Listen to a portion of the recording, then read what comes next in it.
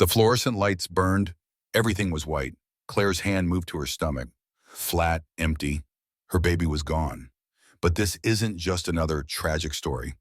This is about what happened when a millionaire thought his money could buy silence. When he thought pushing his pregnant wife down the stairs would be called an accident. When he underestimated one thing. Her father.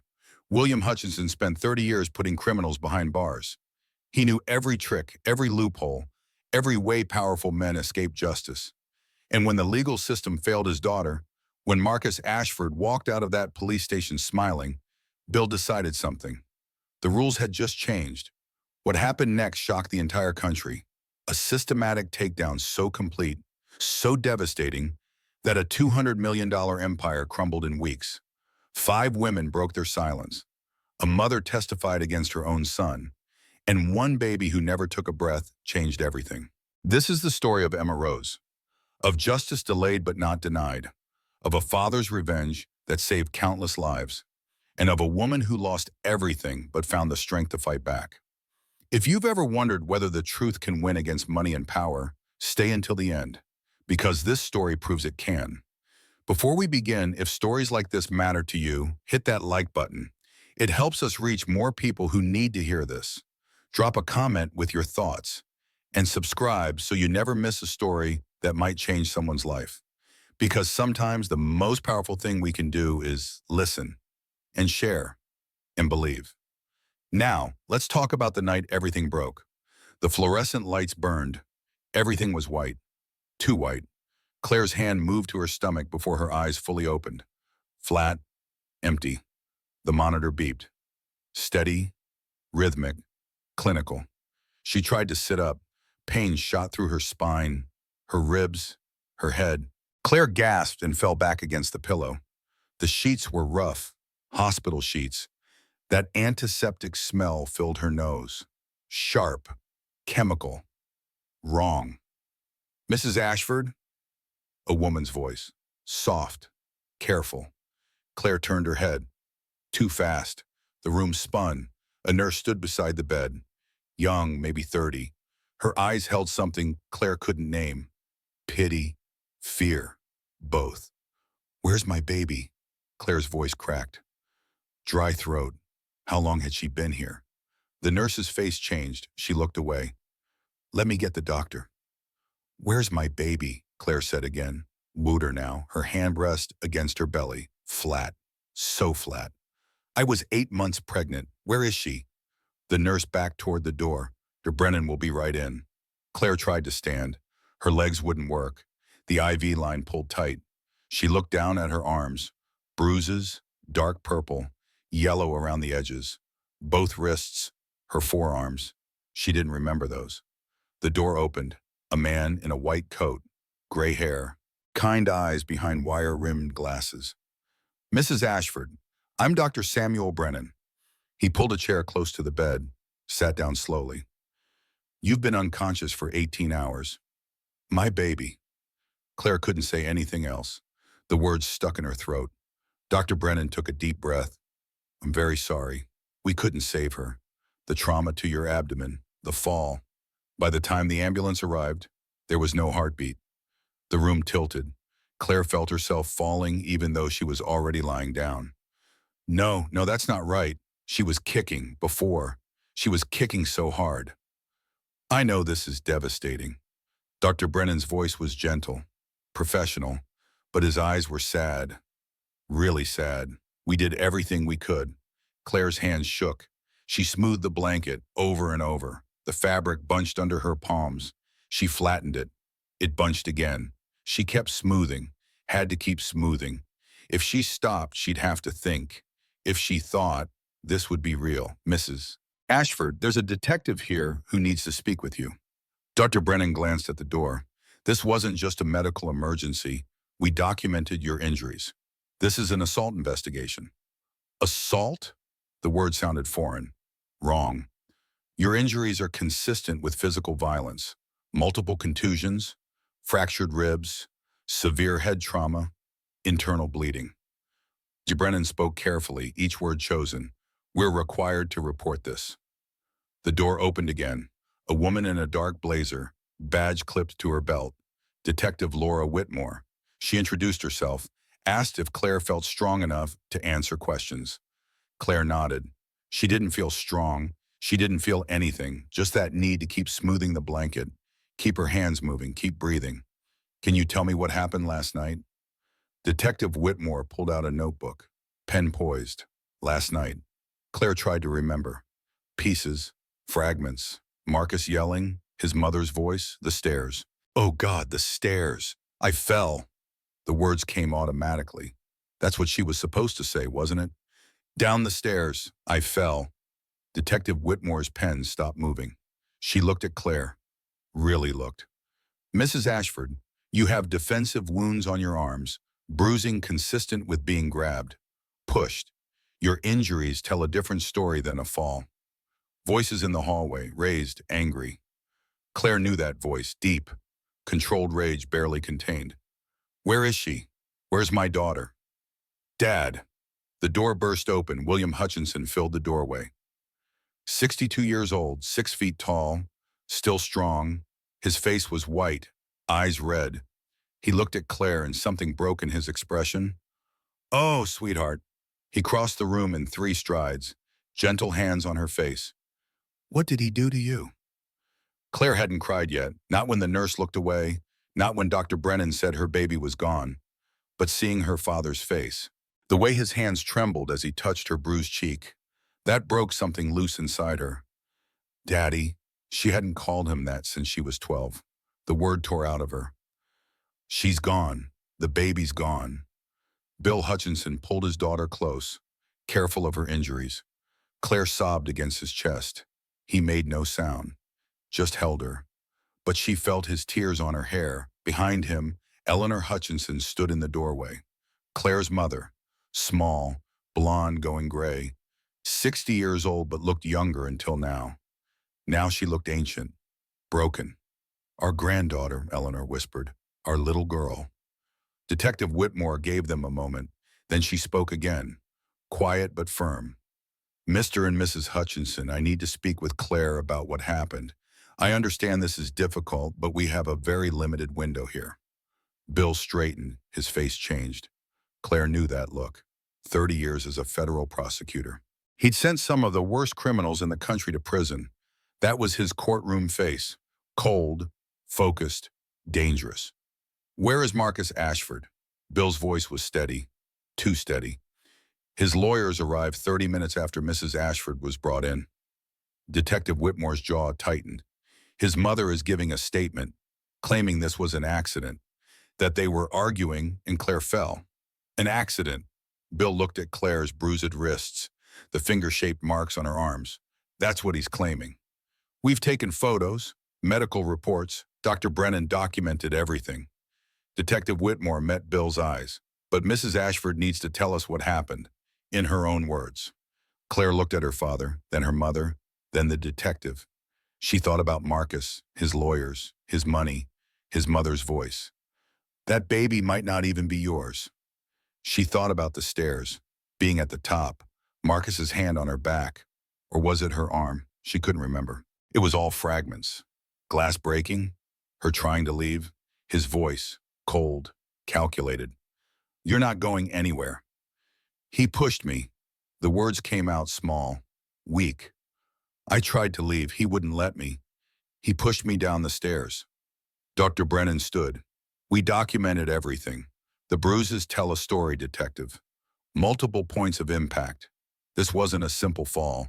Detective Whitmore wrote quickly. Did anyone else see this happen? His mother was there earlier. She left before. Claire tried to focus, remember the timeline. Our neighbor, Mrs. Chen, she must have heard. She always hears everything through the walls. We have a 911 call from a neighbor reporting screaming. Detective Whitmore flipped through her notes. That was at 11:47 last night. 11:47. Claire had no idea what time it was now. No idea how long she'd been unconscious. No idea that while she was sleeping, her daughter had died. I want to see her. Claire looked at Dr. Brendan. My baby, I need to see her. The doctor's face softened. Are you sure you're ready for that? She's my daughter. I need to see My daughter. Bill's hand tightened on Claire's shoulder. We'll be with you, whatever you need. Dr. Brennan nodded slowly. I'll make the arrangements. But Claire, there's something else you should know. Marcus Ashford is still here, in the hospital. His lawyers are demanding to see you. Absolutely not. Bill's voice was hard, final. She's not speaking to him. Not without legal representation. Not ever if I have my way. Dad. Claire looked up at him. He's going to say I'm lying, that I fell, that I'm crazy. He always says I'm crazy. You're not crazy. Bill's hands framed her face, made her look at him. You listen to me. You're not crazy. You're not lying, and he's not getting away with this. Eleanor moved closer, sat on the edge of the bed, took Claire's hand. We're going to take care of you. Whatever happens, whatever it takes, you're safe now. But Claire didn't feel safe. She felt hollow, empty, like the baby wasn't the only thing she'd lost. She'd lost something else, some part of herself that believed the world made sense, that love was enough, that trying harder would fix things. She looked down at her flat stomach, smoothed the hospital gown, bunched fabric, smooth again, bunch, smooth, over and over, wall movements, controllable, while everything else spun out of control. We documented everything, DeBrennan said again, quieter now, like he was making a promise. Whatever happens next, whatever his lawyers say, we have the evidence, the truth is in your injuries. But Claire had learned something in 3 years of marriage to Marcus Ashford. The truth didn't always matter. Money mattered, power mattered, and Marcus had both. She closed her eyes, tried to feel the baby kick. One more time, just once. But there was nothing, just emptiness.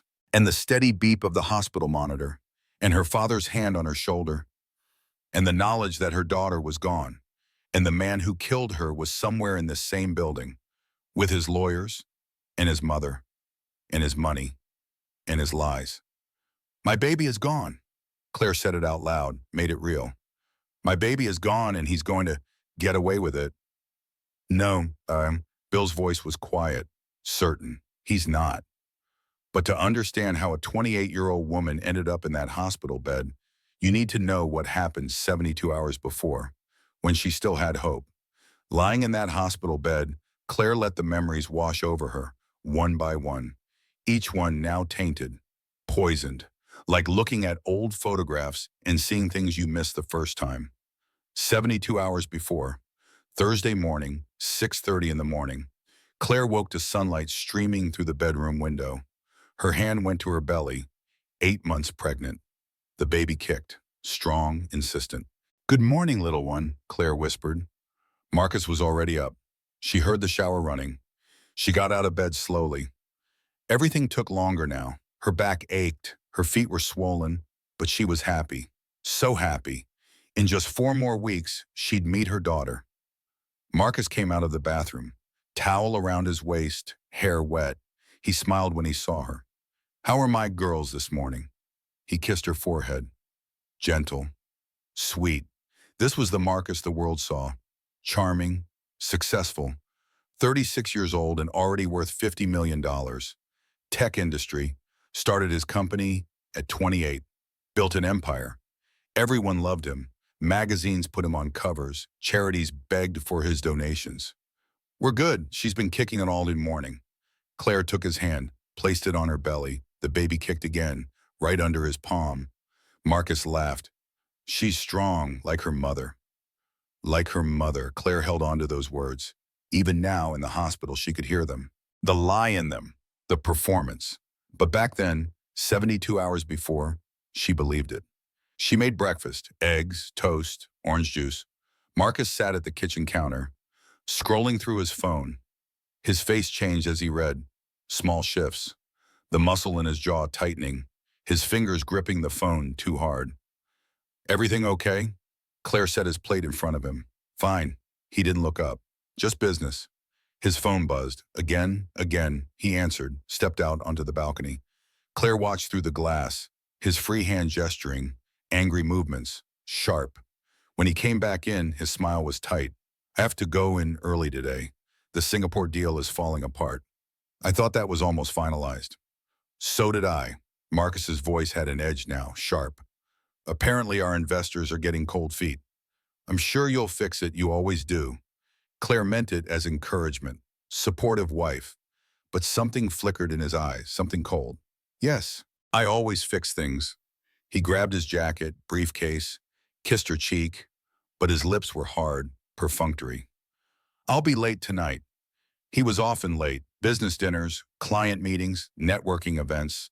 Claire had learned not to ask too many questions, learned not to sound suspicious, learned not to sound like anything except understanding. She spent the day in the nursery, the room she'd been decorating for months. Yellow walls, white furniture, a mobile she'd made herself, little painted stars and moons. Her art degree finally useful for something. Claire ran her hand over the crib, still in pieces. Marcus had promised to put it together last weekend, then the weekend before that. But something always came up, some emergency, some meeting. It's okay, she told the baby. We'll get it done. We have time. But they didn't have time. They had 3 days. 3 days until everything shattered. Lying in the hospital bed, Claire remembered that afternoon, the peace of it, the sunlight, the hope, how stupid she'd been. Her phone rang, 60 hours before. Becca. Hey, how's my favorite pregnant person? Rebecca Morrison, best friend since college, social worker, saw the worst of humanity every day, but somehow still optimistic.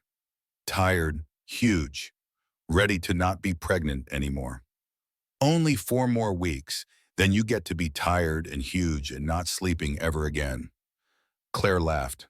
They talked for 20 minutes. About nothing, about everything, about baby names they'd already chosen, about nursery colors, about Claire's mother already buying too many clothes. How's Marcus handling the nesting instinct? Becca asked. He's stressed about work. The Singapore deal might fall through. A pause long enough that Claire noticed. How stressed? What do you mean? I mean, how is he treating you when he's stressed? Becca, not this again. Claire, I'm your friend. I'm allowed to ask. He's fine. We're fine. Claire said it firmly. End of discussion. I need to go. Mom's calling. She wasn't, but Becca knew things, saw things, asked questions Claire didn't want to answer. 48 hours before, Friday evening, Marcus came home at 9, late, but not unusual. Claire had saved him dinner, reheated it, set the table, tried to make everything nice. How was your day? She placed the plate in front of him. Terrible. The Singapore investors pulled out. 2 years of work down the drain. I'm so sorry. Maybe there's another way? Maybe if you understood business, you'd know there isn't another way. His voice was sharp, too sharp. He saw her face, softened immediately. Sorry, I'm just stressed. This isn't your fault. But the way he said it, like maybe it was her fault, like everything was always her fault somehow. They had dinner with his business partners that night. The Harrisons, the Chens, the Kowalskis, 3 couples, expensive restaurant, private room. Marcus turned on the charm, funny, engaging. Everyone loved him. Claire sat beside him, 8 months pregnant, uncomfortable, but smiling, playing her role. Perfect wife, supportive, quiet, there when needed, invisible otherwise. Vivian Ashford arrived late. Marcus's mother, 64 years old, elegant, cold. She air-kissed Claire's cheek, whispered in her ear, "You're so patient with him, dear." Not every woman could handle Marcus's moods. His moods, like they were weather, unpredictable, unavoidable, something to be handled. The dinner lasted 3 hours. Claire's back ached, the baby kicked. She needed to go to the bathroom constantly. But she smiled, laughed at the right moments, agreed with everything. In the car going home, Marcus was quiet, his hands tight on the steering wheel. You were very quiet tonight. His voice was neutral, too neutral. I didn't have much to add to the business discussion. You could have tried. The Harrisons asked about your art. You barely answered. I did answer. I said I wasn't painting much anymore. With the pregnancy, you said it like you were bored, like you didn't care. Claire's chest tightened. This, this was how it started. Some small thing, some imagined slight, building into something bigger. I wasn't bored, I was tired. I'm 8 months pregnant, Marcus. Everyone is always making allowances for you. Poor Claire, so tired, so pregnant, so delicate.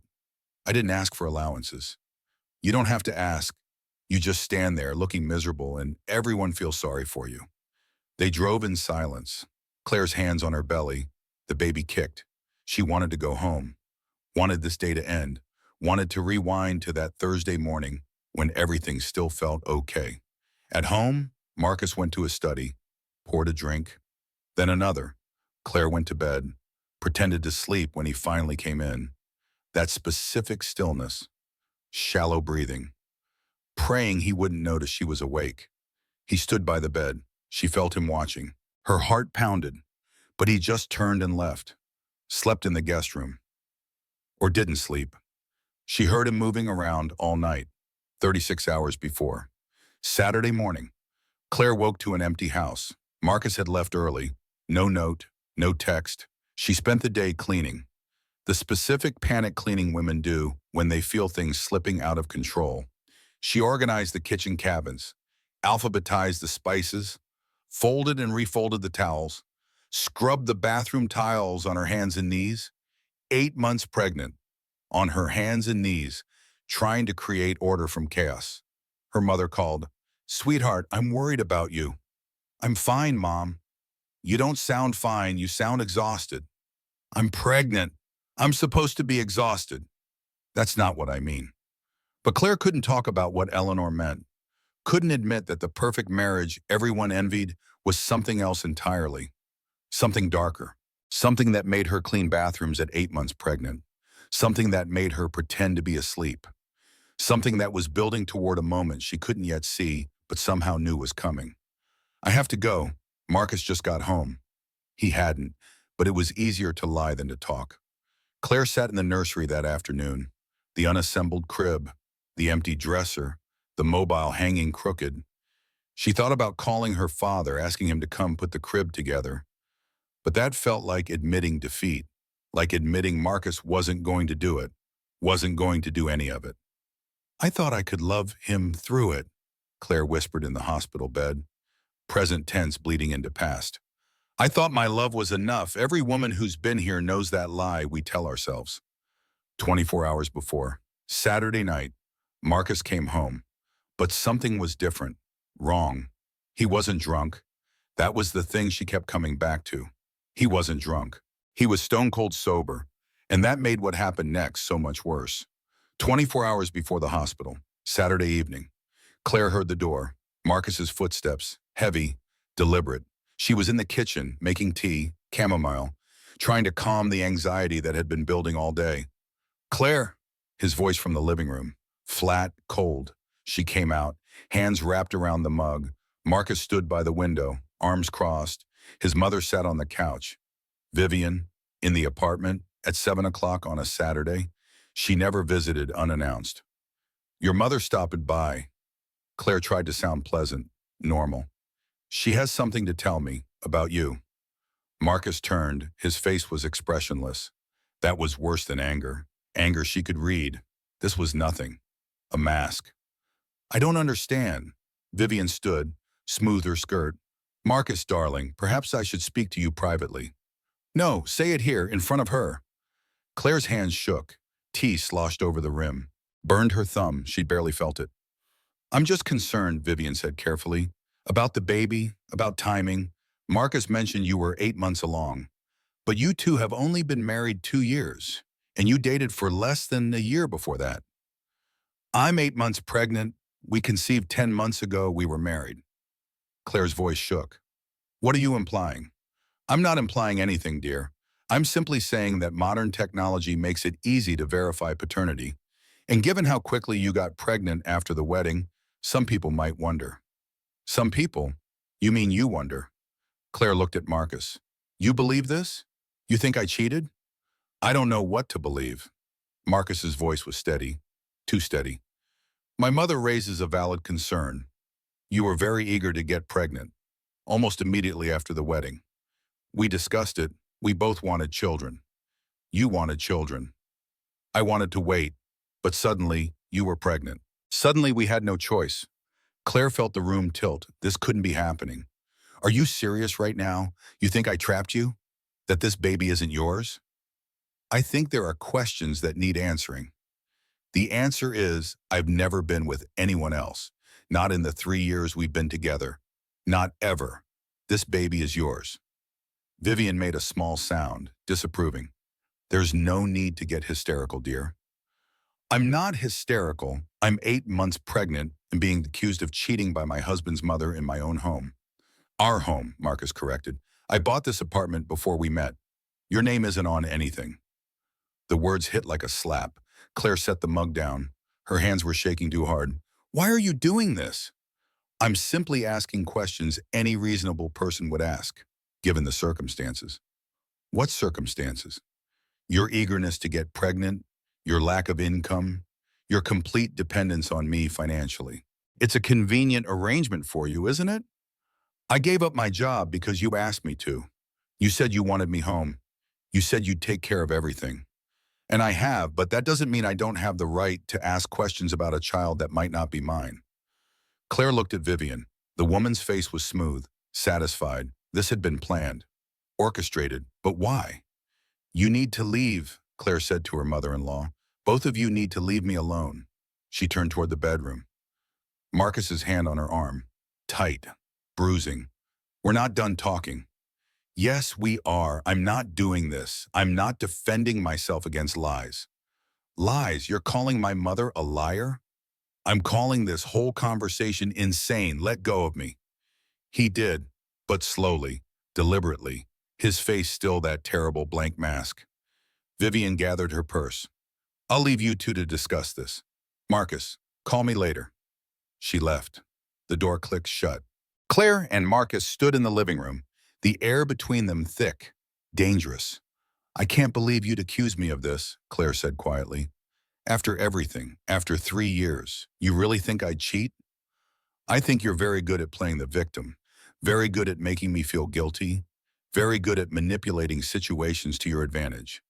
Manipulating? I'm pregnant with your child. So you say. Claire's hands went to her belly, protective, instinctive. The baby kicked, strong, insistent. We can do a paternity test after she's born. Prove this ridiculous. No, we do it now. Now I'm 8 months pregnant. The only test now is invasive, risky. If you have nothing to hide, you'll do it. Claire stared at him. This man she'd married, this man who'd told her he loved her, promised forever, promised safety. She didn't recognize him. No, she said, I'm not risking our daughter's health to prove something I shouldn't have to prove. You either trust me or you don't, and clearly you don't. She walked toward the bedroom again. Marcus followed, his footsteps heavy behind her. You're not walking away from me. I need space. I need to think. You need space. You need to think. It's always about what you need. Claire reached the bedroom door, turned. What do you want from me, Marcus? What do you want me to say? I want the truth. I've told you the truth. That baby is yours. She's your daughter. And you're standing here calling me a liar. Because my mother, your mother, hates me. She's hated me since we met. And you're listening to her instead of me. Marcus's jaw tightened, that muscle jumping. Don't talk about my mother. Why? Because she's the one person you actually listen to? The one person whose opinion actually matters?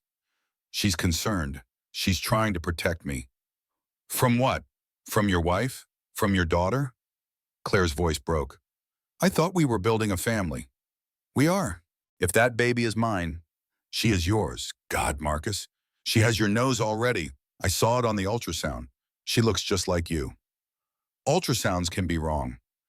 Claire felt something crack inside, something that had been holding together for 3 years, through the controlling behavior, the isolation from friends, the constant criticism disguised as concern, the way he made her doubt her own perceptions, the way he turned everything around until she was always apologizing, always at fault, always trying to prove she was good enough, worthy enough, honest enough. I can't do this anymore, she whispered. I can't keep defending myself, keep proving myself, keep being not enough no matter what I do. What are you saying? I'm saying I need to leave, stay with my parents for a while, clear my head. You're not going anywhere. The words hung in the air. Dangerous. Final. That's not your decision, Claire said carefully. I can stay with my parents if I want. Can you? With what money? What car?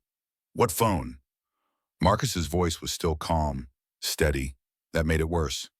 Everything you have, I gave you. Everything you use, I pay for. You want to leave? Fine. But you leave with nothing. The car is in my name.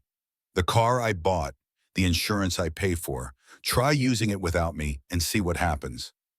Claire's chest felt tight, her heart pounding. This wasn't an argument anymore. This was something else, something darker. You're trying to scare me. I'm trying to make you understand reality. You're not going to take my potential daughter and run home to your parents. You're not going to make me look like the bad guy. You're not going to destroy everything I've built. I'm not trying to destroy anything. I just need space. You need space. Fine. Take the guest room. I want to go to my parents' house. And I said no. Claire moved toward the closet, started pulling out clothes. A bag. She needed to pack, needed to get out. The walls were closing in. Marcus was blocking the door, not physically, just standing there. But the message was clear. What are you doing? He asked. Packing. I'm leaving. No, you're not. She pushed past him, or tried to. His hand caught her arm. Tight, so tight. Claire gasped. Let me go. We're not done talking. Yes, we are. Let me go, Marcus. You're hurting me. He looked at his hand on her arm, at the way his fingers dug into her skin. For a second, something flickered in his eyes. Recognition. Then it was gone. You always do this, he said. Always make me the bad guy. I'm trying to have a conversation and you're playing the victim. I'm not playing anything. You're physically stopping me from leaving. That's not a conversation. He released her, stepped back, hands up, mock surrender. Fine, go. Run to mommy and daddy. Tell them what a terrible husband I am. See if they believe you. Claire grabbed her purse, her phone, keys. The baby kicked hard. Objecting to the stress, the adrenaline. Claire put her hand on her belly, whispered, "It's okay. We're okay." She headed for the door. Marcus followed, still talking. The words coming fast now, angry, accusing. You think you can just leave? Take my daughter? Make me pay child support while you live off me for the next 18 years? That's not what this is about. Then what is it about? Tell me. Explain it to me like I'm stupid. Claire opened the front door, the hallway, freedom, just a few more steps. Marcus grabbed her arm again, pulled her back. I asked you a question, and I don't owe you an answer. Not like this, not when you're acting like this. Acting like what? Concerned? Reasonable? Wanting answers? You're not being reasonable, you're being controlling, and I'm leaving. She pulled free, stumbled, the hallway tilted, or maybe she was dizzy. The stress, the baby. 8 months pregnant and fighting with her husband in the hallway at 9 o'clock on a Saturday night. Claire's hands shook, the keys. She needed to get the keys into the lock, but they kept slipping, falling. She bent to pick them up, Marcus's voice above her. Look at you, can't even hold your keys steady. And you want to drive? You want to take care of a baby? Claire's vision blurred. Tears, anger, fear, all of it mixing together. She grabbed the keys, stood up too fast. The world spun. I need to sit down. Then sit down. I'm not stopping you. But he was, just by being there, just by existing in that space between her and the door, between her and safety. Claire went back inside, past Marcus, to the couch. She sat down, pressed her palms against her eyes, tried to breathe, tried to think. I kept saying, this isn't him. This isn't the man I married. But it was. This was always him. I just refused to see it. The memory collapsed into itself. Hospital bed, apartment, past, present, all bleeding together.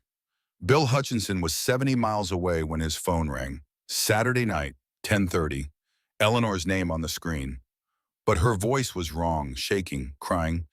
Bill, something's wrong. I just talked to Claire, and she said everything was fine, but her voice. Bill, her voice was terrified. He was in his study, working on an article for a law journal. Retirement meant more time for writing, for golf, for the life they'd planned. But Eleanor's voice killed all that, made it irrelevant. What did she say exactly? I asked if she wanted to come for lunch tomorrow. She said no. She said Marcus needed her home. But Bill, she never says no to lunch. In the way she said his name, like she was reading from a script, like he was standing right there. Bill's hands tightened on the phone. Did you try calling back? Twice, she didn't answer. Then I got a text. Mom, I'm fine, just tired, talk tomorrow. But Claire doesn't text like that, no emojis. No extra words, just that flat sentence. I'm going over there. Should I come? No, stay here in case she calls you back. Bill grabbed his jacket, keys. The drive to the city took 45 minutes. He made it in 32. Broke every speed limit, hands gripping the wheel, mind racing through possibilities. All of them bad. He'd been a federal prosecutor for 30 years. Put away murderers, rapists, white-collar criminals who destroyed lives with spreadsheets and smiles. He knew what men were capable of, knew how they justified violence, rationalized control, made their victims believe they deserved it. And he'd watched his daughter marry Marcus Ashford 3 years ago. Watched her smile in that wedding dress. Watched Marcus promise to love her, cherish her, protect her. Bill had shaken the man's hand, given his blessing, walked Claire down the aisle and given her away. Given her away. The words felt like poison now. Like he'd handed his daughter to a predator and smiled while doing it. Bill parked outside the apartment building. Luxury high-rise, doorman, security. Marcus had money, success, reputation. All the things that made men bulletproof. All the things that made women invisible. The doorman recognized him. Mr. Hutchinson, late visit. I need to see my daughter. Of course, I'll ring up. No, don't. It's a surprise. The doorman hesitated. Protocol said call up, but something in Bill's face made him nod. Step aside, let him pass. Bill took the elevator to the 14th floor. The hallway was silent, expensive. Neutral carpet, tasteful lighting. The apartment door was at the end. He knocked, waited, knocked again. Movement inside, voices, low. Then the door opened. Marcus, dressed casually, jeans, t-shirt, barefoot, relaxed, smiling. Bill, what a surprise. Is everything all right? I'd like to see Claire. Of course, she's resting. Long day. You know how it is. 8 months pregnant. Marcus's smile was easy, natural. Come in, I'll get her. Bill stepped inside. The apartment was immaculate. No signs of conflict, no broken items, no evidence of anything wrong. But his instincts screamed. 30 years of reading crime scenes, reading people. This felt wrong. Actually, I'll just go back to the bedroom, see if she's awake. Marcus's smile tightened, just a fraction.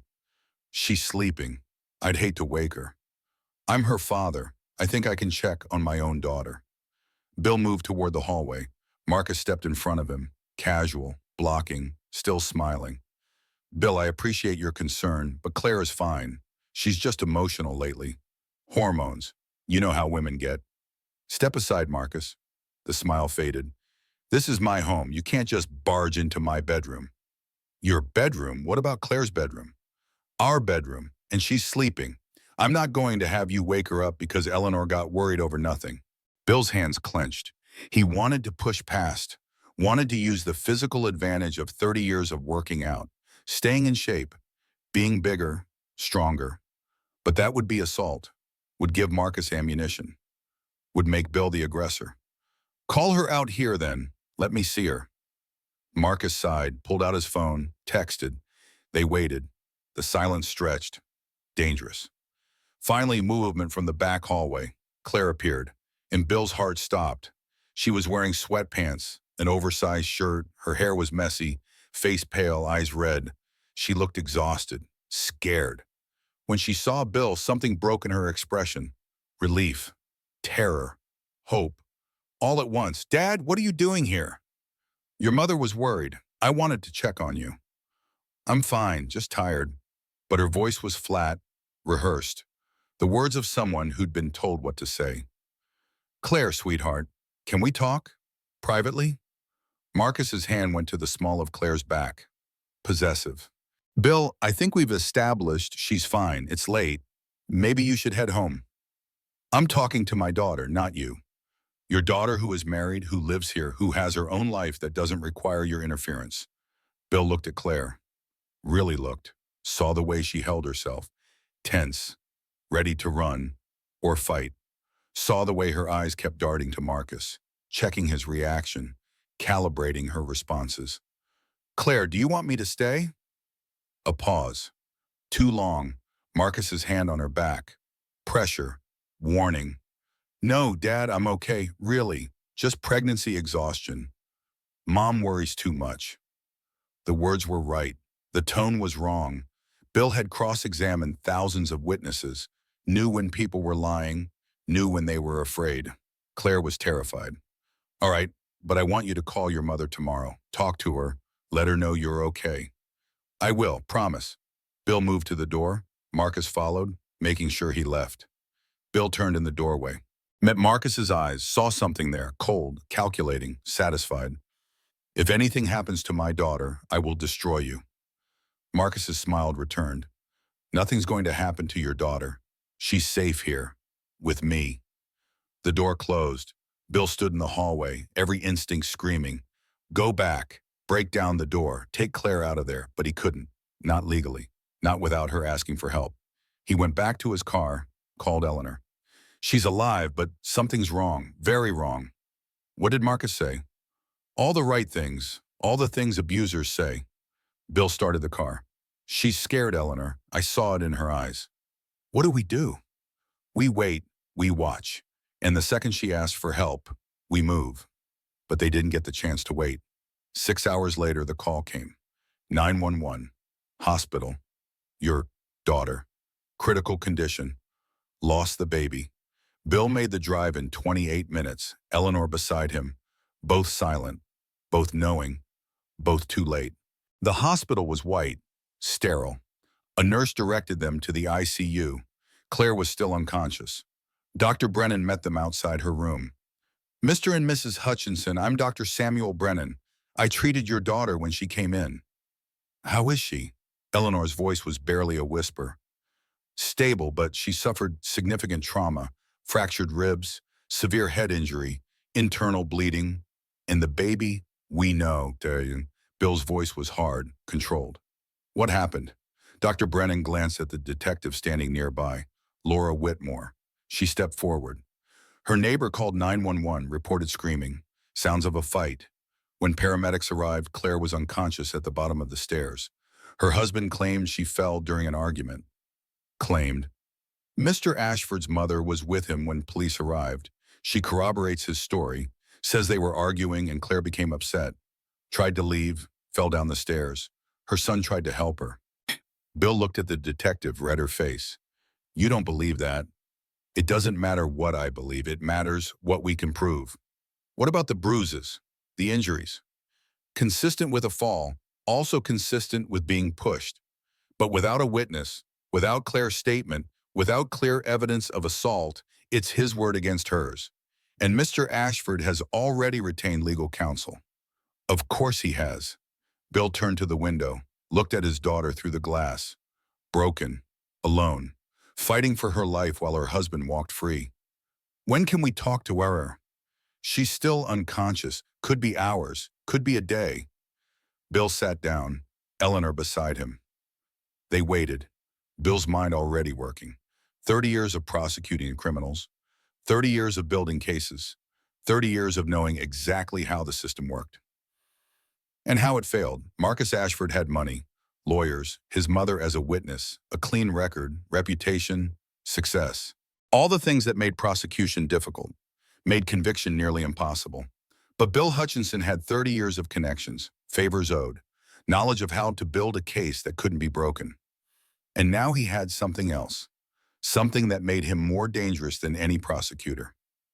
He had a reason, his daughter, his granddaughter, both destroyed by a man who would walk away clean if the system ran its normal course. Bill pulled out his phone, scrolled through contacts, found a name, James Kirkland, investigative journalist. They'd worked together on cases before. James didn't play by legal rules, didn't need warrants, didn't care about procedure. The text was simple. I need your help, my daughter, urgent. The response came immediately. Where and when? Bill looked at Eleanor, at Claire through the window, at Detective Whitmore reviewing her notes. The system was already failing, already letting Marcus walk, already setting up the narrative. Tragic accident. Heated argument. Pregnant woman fell. Husband devastated. No charges filed. But Bill Hutchinson wasn't the system. Not anymore. He was a father, and fathers didn't play by the same rules. I'm sorry I didn't see it sooner, he whispered. Eleanor took his hand, squeezed. I'm sorry I shook his hand. I'm sorry I gave you away to him. Through the window, Claire stirred, her hand moving, reaching for her stomach, finding it flat, empty, even unconscious, she knew. The baby was gone. Bill stood, walked to the window, put his hand against the glass. I'm going to make this right, he promised.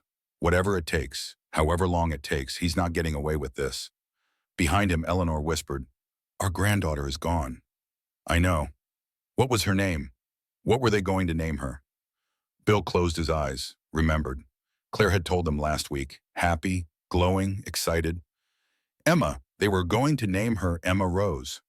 Emma, Eleanor repeated, testing the sound, giving the baby a name, an identity, making her real. Our Emma. In the hospital bed, Claire's eyes opened. Claire woke for the second time to her father's face pressed against the window, his hand on the glass, his mouth moving. Words she couldn't hear. Behind him, her mother, both watching, both waiting. She tried to sit up, pain everywhere, her body one massive bruise. The monitor beeped faster. A nurse came in, checked her vitals, asked questions. Claire answered automatically. Yes, no, 7 out of 10, her daughter. Where was her daughter? The nurse's face, that look again. I'm sorry, so sorry. She's gone. Claire already knew, had known since waking the first time. But hearing it again made it real. Solid, permanent. Bill and Eleanor were allowed in. They sat on either side of the bed, didn't speak, just held her hands.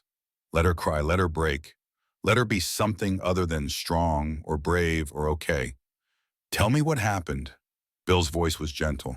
But underneath that prosecutor tone, gathering evidence, building a case, Claire told him. All of it. The 72 hours, Marcus's mother, the accusations, the fight, trying to leave, his hand on her arm, the stairs. Did he push you?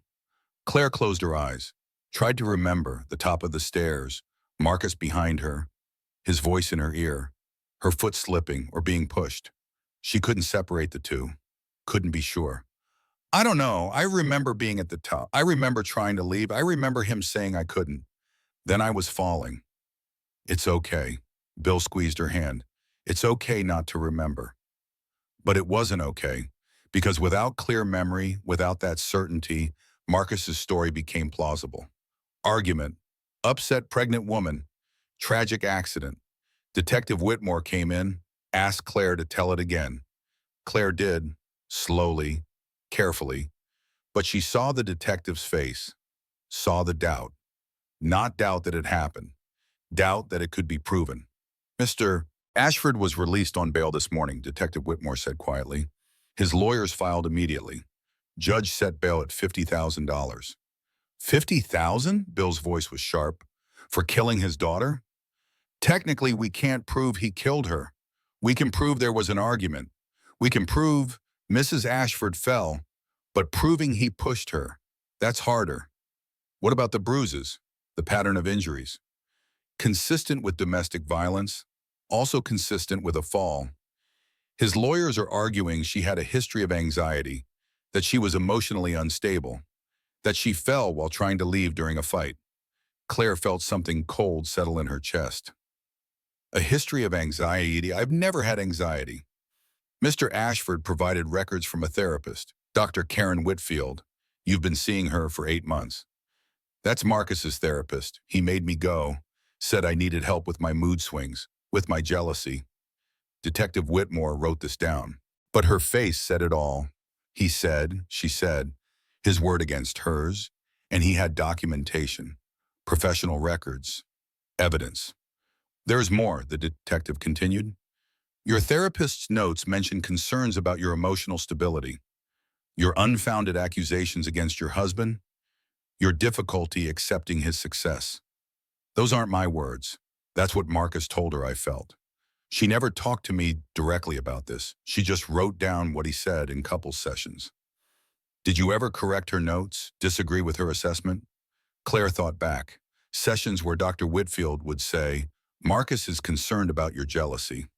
Claire would deny it, but weakly, afraid to contradict, afraid to make Marcus angry. The therapist would nod, make notes. Claire assumed she was noting the denial, but apparently she'd only noted the accusation. I tried, but I was always outnumbered. Marcus and the therapist, both telling me I was wrong about my own feelings. That's gaslighting, Eleanor said quietly. That's psychological abuse. Maybe, Detective Whitmore stood, but it's also documented evidence that Mrs. Ashford had emotional issues. That's what his lawyers will use. That's what the prosecution has to overcome. She left. Bill sat in silence. Claire watched his face, saw him thinking, processing, planning. What are they charging him with? Bill asked when the detective returned. Nothing yet. They're still investigating. Depending on what the DA decides, it could be anything from reckless endangerment to voluntary manslaughter. Manslaughter, not murder. Without proof of intent, murder is hard to prove. And with his mother as a witness saying it was an accident, even manslaughter is going to be difficult. Bill stood, walked to the window, his back to them. Claire knew that posture, knew what it meant. He was done playing by the rules. 2 days later, Claire was released from the hospital, still in pain, still broken, but physically stable. She moved into her parents' house, her childhood bedroom, posters still on the walls from high school, trophies from art competitions, a life that felt like someone else's. The media found out. Of course they did. Tech millionaire's pregnant wife's tragic fall. That was the headline, sympathetic to Marcus. Tragic accident, devastated husband, grief-stricken family. By day 3, the narrative shifted. Was it really an accident? Now there were questions, investigations, Detective Whitmore's carefully worded statements. We're looking into all possibilities. Marcus gave an interview, composed, devastated, perfect. It was a terrible accident, he told the camera. Claire and I were arguing. She was emotional, hormonal. She tried to leave and she fell. I tried to save her. I tried to save our baby, but I couldn't. He cried. On camera, perfect tears at perfect moments. The grieving father, the loving husband, the man devastated by loss. Social media erupted. Half believed him, grieved with him, sent thoughts and prayers. Half didn't. Started digging, finding inconsistencies, creating hashtags. Mosham, Zbama. Where's Claire? Wish justice for Emma. But hashtags didn't change facts. Marcus had lawyers, money, a witness, clean record, reputation, and Claire had injuries that could be explained away. Memories full of holes. A therapist's notes that painted her as unstable. This is how it works, Claire told Becca when her friend visited. This is how men like him get away with it. Money, lawyers, reputation, while women like me get picked apart in public. Becca sat on the bed, held Claire's hand. What can I do? Nothing. There's nothing anyone can do. But Becca didn't believe in nothing. She was a social worker, dealt with this daily, knew the system's failures, knew how women fell through cracks designed to let men through clean. There are organizations, lawyers who specialize in domestic violence cases. Let me make some calls. Patricia Hayes arrived 3 days later. 48 years old, sharp eyes, expensive suit, family law attorney with 20 years of experience and a reputation for not losing. Mrs. Ashford, I've reviewed your case. Patricia sat at the kitchen table, spread out papers, police reports, medical records, photos of Claire's injuries. I'm going to be very honest with you. This is going to be harder than it should be. How hard? Criminal prosecution? Maybe misdemeanor assault, maybe reckless endangerment. If we're lucky, prison time? Unlikely. Probation? Fine. Community service? That's the best case. Claire felt the words like physical blows. My daughter died, and he gets probation? I know. I'm sorry. But without clear evidence, he pushed you. Without witnesses, without prior police reports. It's your word against his, and he has resources you don't. What about civil court? That's our better option. Wrongful death suit, pain and suffering, medical expenses. We can go after his assets, make him pay financially. It won't bring your daughter back, but it might make him hurt. Claire looked at her father. He nodded. Do both, criminal and civil. Hit him from every angle. Patricia smiled, sharp, predatory. Now you're thinking like a lawyer. But criminal court moves slowly. Preliminary hearings, evidence review. Marcus's lawyers filed motion after motion. Delays, postponements, objections. The system grinding forward at glacial pace. Marcus walked free. Saw on the news at a charity gala 2 weeks later. Smiling, networking, hand on the shoulder of another woman. Young, beautiful, his date. Claire watched from her parents' couch, watched him laugh, watched him charm, watched him be Marcus Ashford, successful businessman. Not Marcus Ashford, man who killed his daughter. My baby died, Claire whispered, and he's at a charity gala. Eleanor turned off the TV, sat beside her daughter. No words, just presence, just love. That night, Bill met with James Kirkland. Coffee shop, late, private booth in the back. Tell me about Marcus Ashford, Bill said. James pulled out a folder. Notes, research. Born Marcus David Ashford, 36 years old, only child. Father died when he was 12. Mother, Vivian, raised him alone. Wealthy family, old money. He started his first company at 28, tech consulting, sold it for $30 million 5 years later. Started his current company 3 years ago, currently valued at $200 million. Personal life?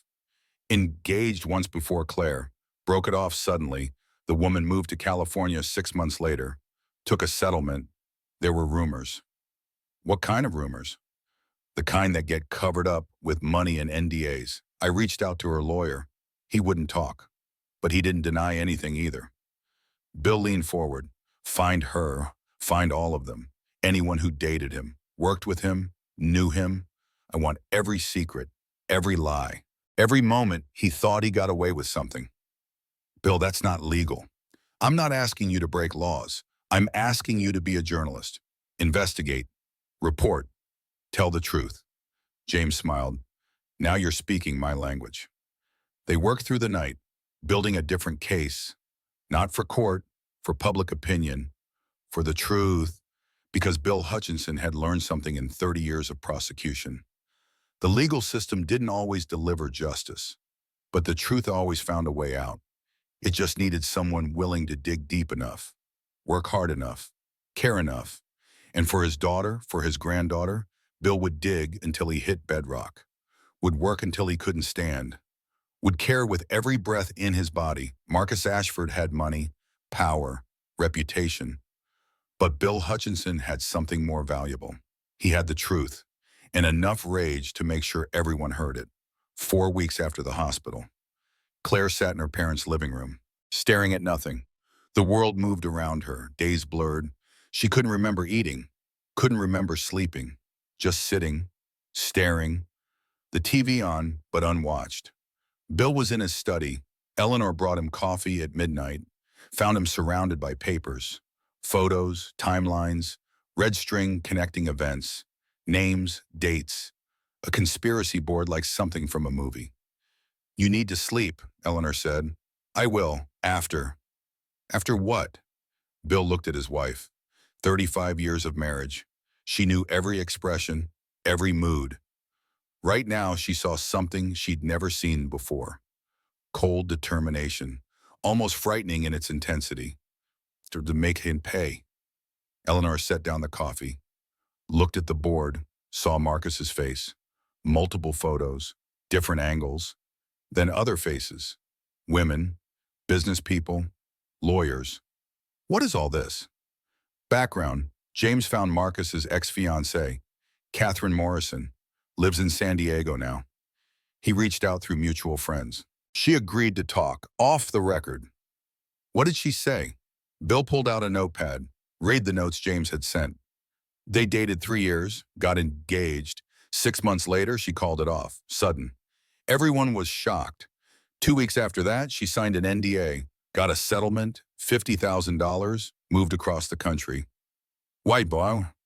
James is still digging, but the lawyer who handled the NDA is the same one Marcus used when a business partner sued him for fraud 2 years ago. The case was settled. Sealed records. Another NDA. He has a pattern. Yes, and patterns can be proven. They can be exposed. Bill's phone rang. James, I found something else. Another woman, Melissa Grant. She worked for Marcus 5 years ago. Executive assistant.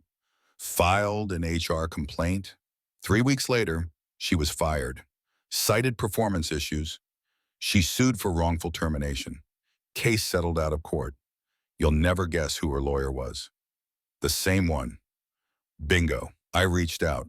She won't talk on record, but off the record, she told me enough. Marcus was controlling, monitored her emails, her phone calls, got angry if she talked to other men in the office, made her stay late, alone. Said if she wanted to advance her career, she needed to show dedication. Proof? Just her word, and a settlement that required her silence. But Bill, if I can find 2 women who took money to stay quiet, there might be more. Find them, all of them, every woman he paid off, every business partner he threatened, every person who knows what Marcus Ashford really is. Bill hung up, looked at the board, added Melissa's name, Catherine's. Lines connecting them to Marcus. A pattern emerging. Not proof for court, but proof for something else. The next morning, Claire came into the study. First time in days she'd left her room willingly. She looked at the board, her father's work, the investigation he was building. What are you doing? Her voice was small, broken. Building a case. The police are building a case. The police are trying to get charges that will stick. I'm trying to get the truth. Bill turned to his daughter. Truth and justice aren't always the same thing. You taught me that. Claire moved closer, looked at the names. Who are these people? Women who knew Marcus before you. Women who tried to speak up. Women who were paid to stay silent. How many? So far 3, but I think there are more. Claire's hand went to her stomach. That automatic gesture, protective, but there was nothing there to protect anymore. She dropped her hand, looked at her father. Can you prove he's done this before? On in court, the NDAs are ironclad, but I can prove a pattern. I can show he uses money to silence women, uses power to control them, and I can make sure everyone knows it. That won't bring her back. No, but it might save the next woman. The next baby.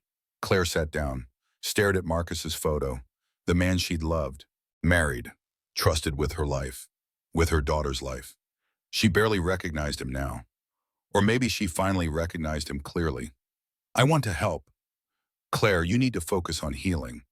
I'll never heal. Not if he walks away from this. Not if he gets to pretend it was an accident, that I'm crazy, that our daughter didn't matter. Her voice was stronger now, clearer. I want to help. Tell me what to do. Bill looked at his daughter, saw something he hadn't seen in weeks. Fight, determination, the Claire he'd raised, the one who'd been buried under Marcus's control. Write it all down, every moment you remember, every time he made you doubt yourself, every time he cut you off from friends, family, made you feel small, wrong, crazy. Document it. For court? For truth. Truth first, justice second. Downstairs, the doorbell rang. Eleanor answered. Voices, then footsteps on the stairs. Becca appeared in the study doorway. I found someone you need to meet, she said.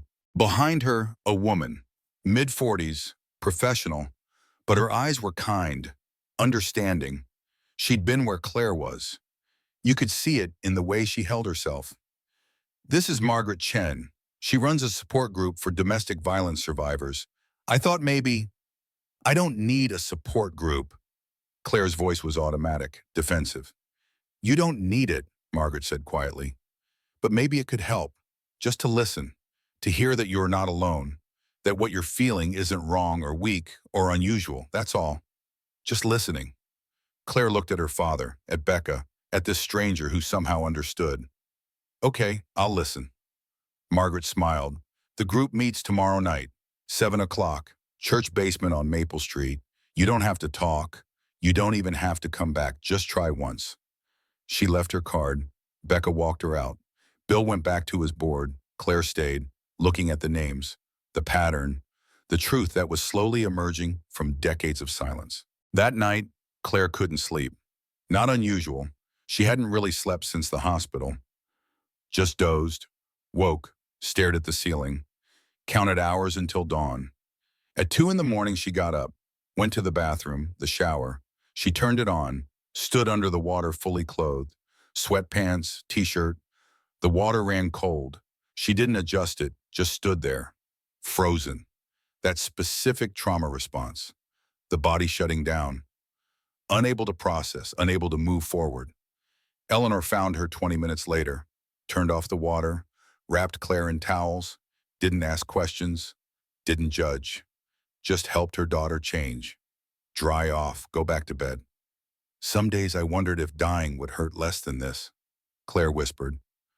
I'm not proud of that thought, but I had it.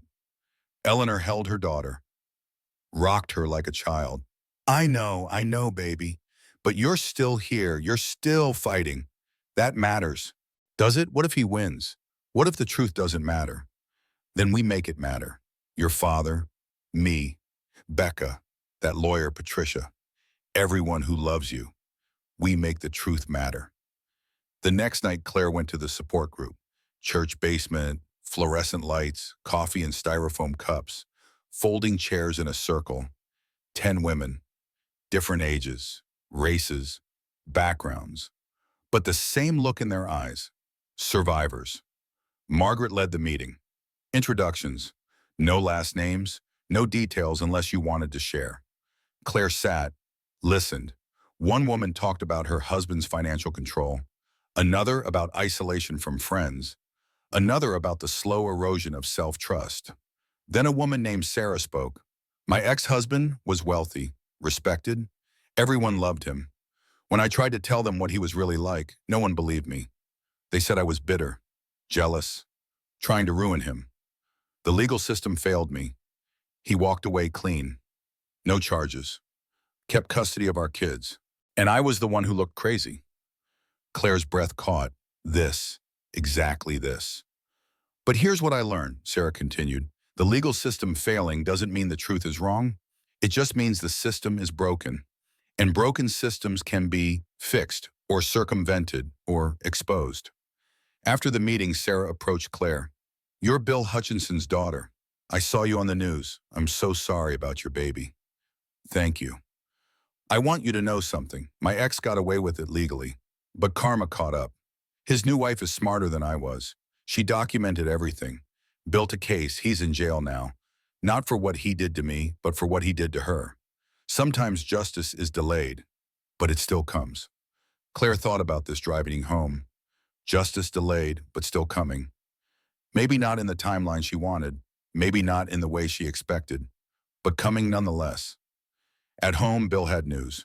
James had found 2 more women, both with stories, both with settlements, both willing to talk off the record.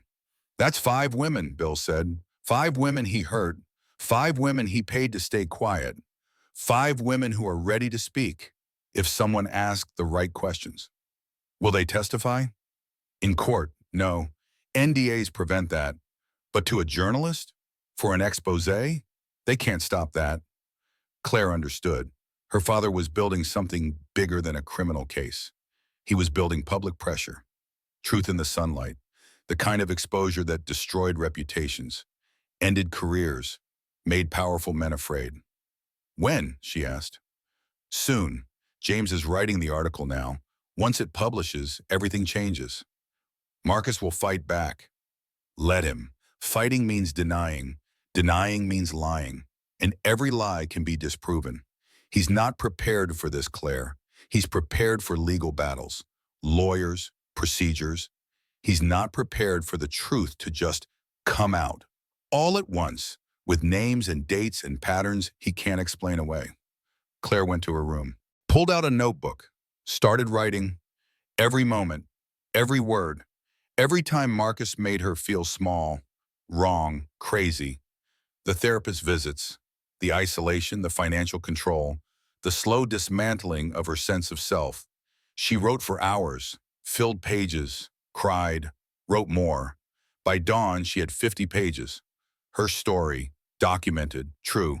She brought it to her father. Is this enough? Bill read, page after page, his face hardening. By the end, his hands shook with rage. This is more than enough. This is everything. He looked at his daughter. You're stronger than you know. I don't feel strong. Strength isn't feeling strong. It's doing what needs to be done anyway. 2 days later, James's article went live. The Marcus Ashford You Don't Know, a pattern of abuse, control, and silence.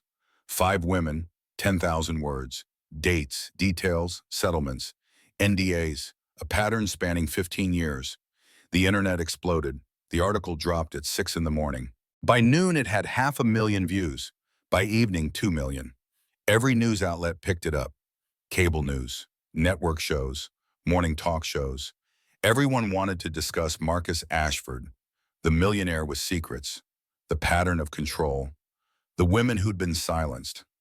Claire watched from her parents' couch, saw Marcus's face everywhere, heard his name, saw commentators debate whether the article was fair, whether anonymous sources should be trusted, whether Marcus deserved the benefit of the doubt. But the tide was turning, slowly, then faster. Social media hashtags changed. #Believe Claire started trending. Then #Justice for Emma. Then #Ashford Pattern. Women came forward, not the ones from the article. New women, women who'd worked with Marcus, dated his friends, seen his temper, his control, his mask slipping. 4 weeks post-incident, Claire went back to the support group. This time she spoke. My name is Claire. My husband beat me while I was 8 months pregnant. Our daughter died, and he's at charity galas dating again. The room was silent, listening, understanding without judgment. I kept thinking if I loved him better, if I was quieter, if I was perfect, he'd stop. But nothing was ever going to be enough because it wasn't about me at all. It was about his need to control. Heads nodded, recognition, validation.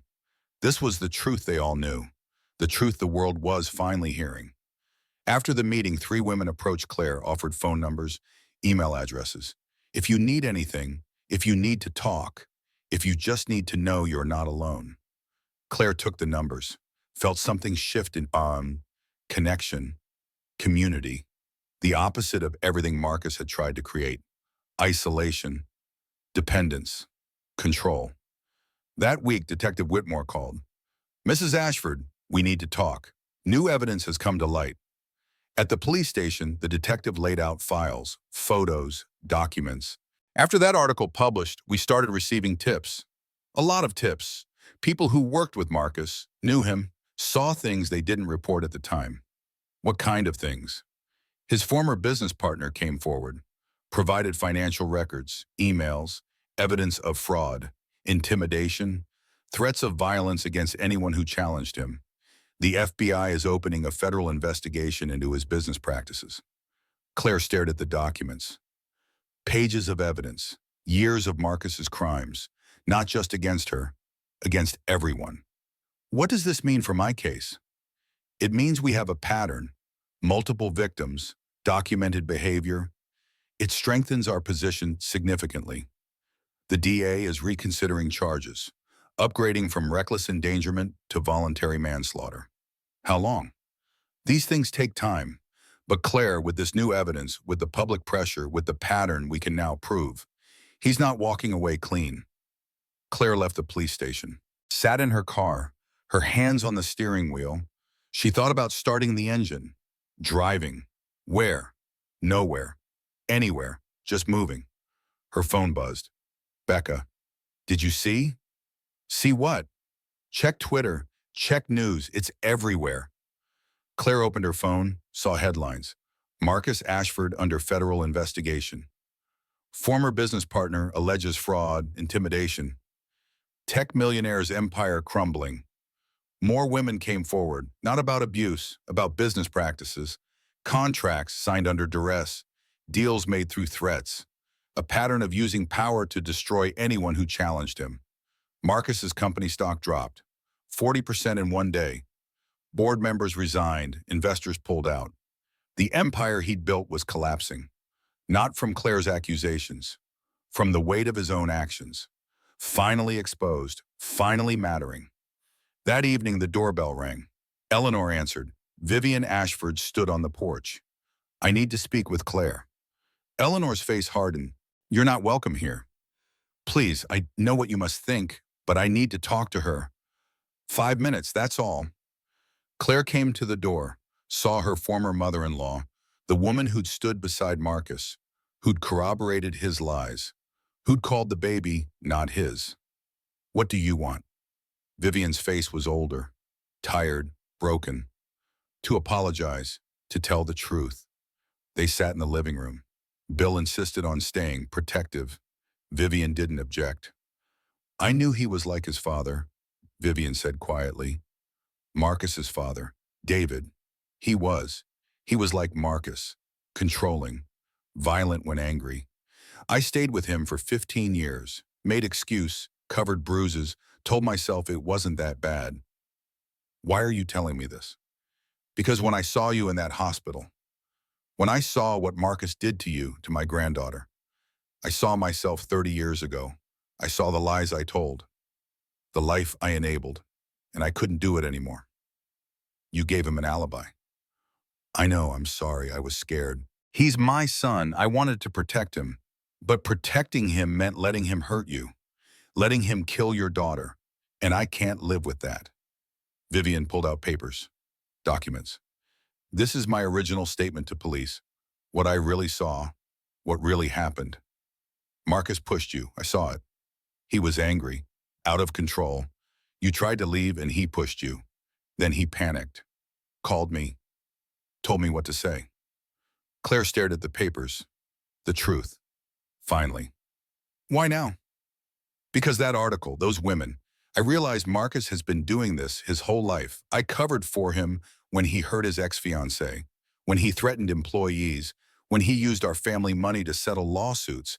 I enabled him, made him believe he was untouchable.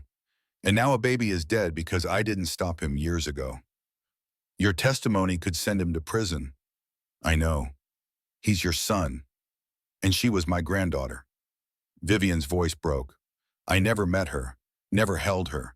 But she was mine too. And she's gone because I chose to protect a monster instead of innocent people. Bill took the documents. I need to give these to Detective Whitmore. You understand what this means?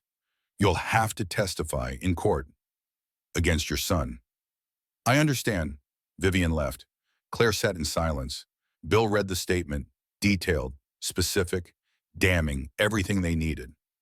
This changes everything, Bill said, with her testimony, with the pattern evidence, with the federal investigation. He's not getting away with this.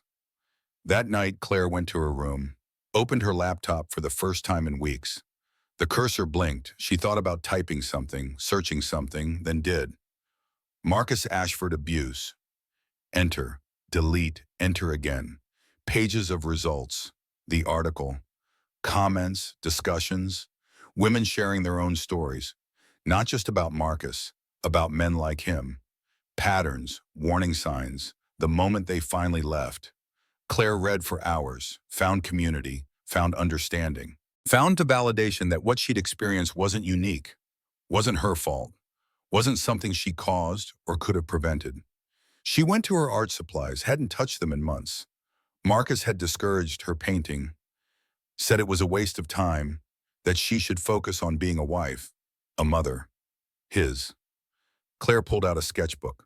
Charcoal. Her hands shook.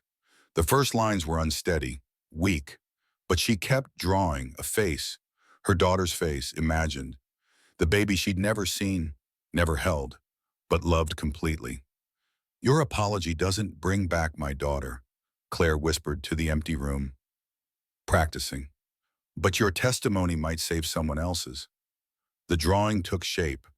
Emma, the daughter who'd never breathe, never cry, never grow, but who would change everything anyway.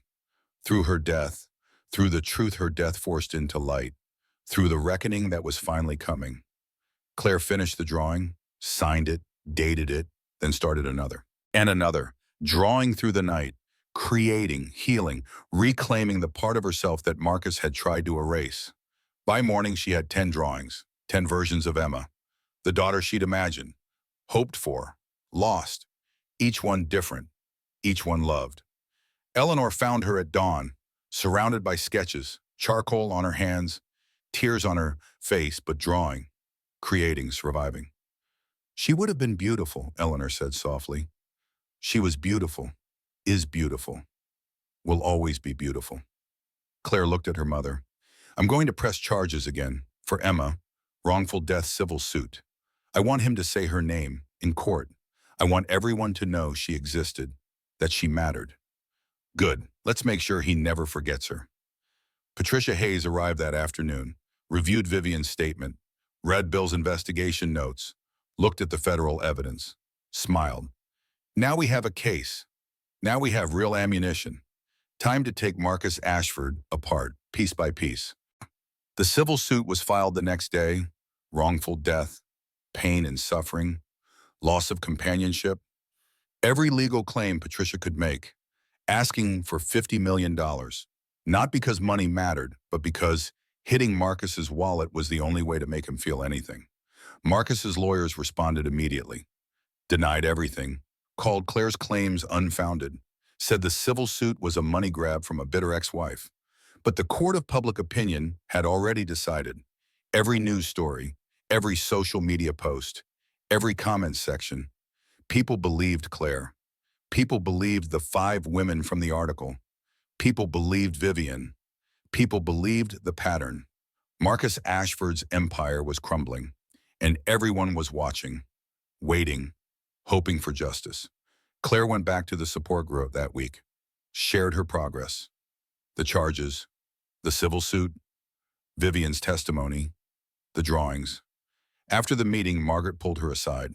Have you thought about speaking publicly, sharing your story? I don't know if I'm ready. That's okay. But when you are, there are platforms, organizations, people who want to hear from survivors. Your voice matters, Claire. Your story matters. Claire thought about this driving home. Her voice, her story.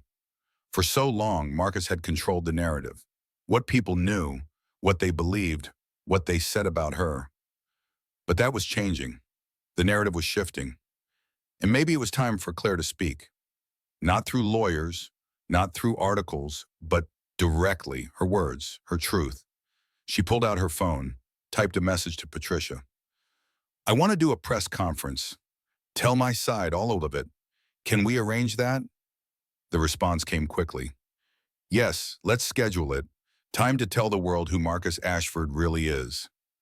6 weeks post-incident, Marcus Ashford appeared before the board of his company. Emergency meeting, called by investors, demanded by shareholders. The federal investigation had gone public. FBI agents at his office. Computers seized, files subpoenaed. The board voted. Unanimous, Marcus was removed as CEO effective immediately. His shares frozen, his voting rights suspended, his empire taken from him. He walked out of the boardroom, cameras waiting, reporters shouting questions. For the first time, Marcus had no charming answer, no perfect smile, just rage, barely contained. Claire watched the footage on the news, saw his face, the mask slipping. Everyone seeing the man she'd known in private, angry, entitled, dangerous. Patricia called. The civil suit deposition is scheduled. 2 weeks, he'll have to answer questions. Under oath, we're going to make him face what he did. Those 2 weeks, Claire prepared, practiced answers, reviewed timeline, met with Patricia daily, going through the questions, the evidence, the strategy. This isn't about the criminal case anymore, Patricia explained. This is about dismantling him completely. His reputation, his finances, his future. When we're done, Marcus Ashford will wish he'd gone to prison. At least in prison, he'd keep some dignity. The deposition was held in Patricia's office. Conference room, long table, Marcus on one side, his lawyers surrounding him, Claire on the other, Patricia beside her, court reporter recording everything. Patricia started gentle. Background questions, when they met, when they married, when she got pregnant. Marcus answered smoothly, confidently. This was his territory, questions he could control. Then Patricia shifted. Mr. Ashford, how many women have you paid to sign non-disclosure agreements? Objection, relevance. His lawyer jumped in. It's relevant to establishing pattern of behavior. Your client claims Mrs. Ashford's accusations are isolated and false. I'm demonstrating they're neither. The lawyer looked at Marcus, whispered. Marcus's jaw tightened. Two, he said finally. 2 women signed NDAs. Business matters, not personal. Catherine Morrison, your ex-fiancée. Business matter? We had financial entanglements. The NDA protected both parties. Melissa Grant, your former executive assistant. Business matter? She sued for wrongful termination. We settled. The NDA was standard. And Sarah Whitmore, your colleague from graduate school. Business matter? Marcus's face changed. Surprise. I don't know who that is. Patricia slid a document across the table. This is a settlement agreement dated 7 years ago, signed by you and Sarah Whitmore. $50,000, NDA included. You're saying you don't remember this? Marcus stared at the paper, trapped.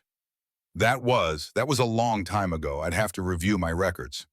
We have 5 women, Mr. Ashford, 5 different NDAs, 5 different settlements, all involving allegations of controlling behavior, emotional abuse, and in one case, physical assault.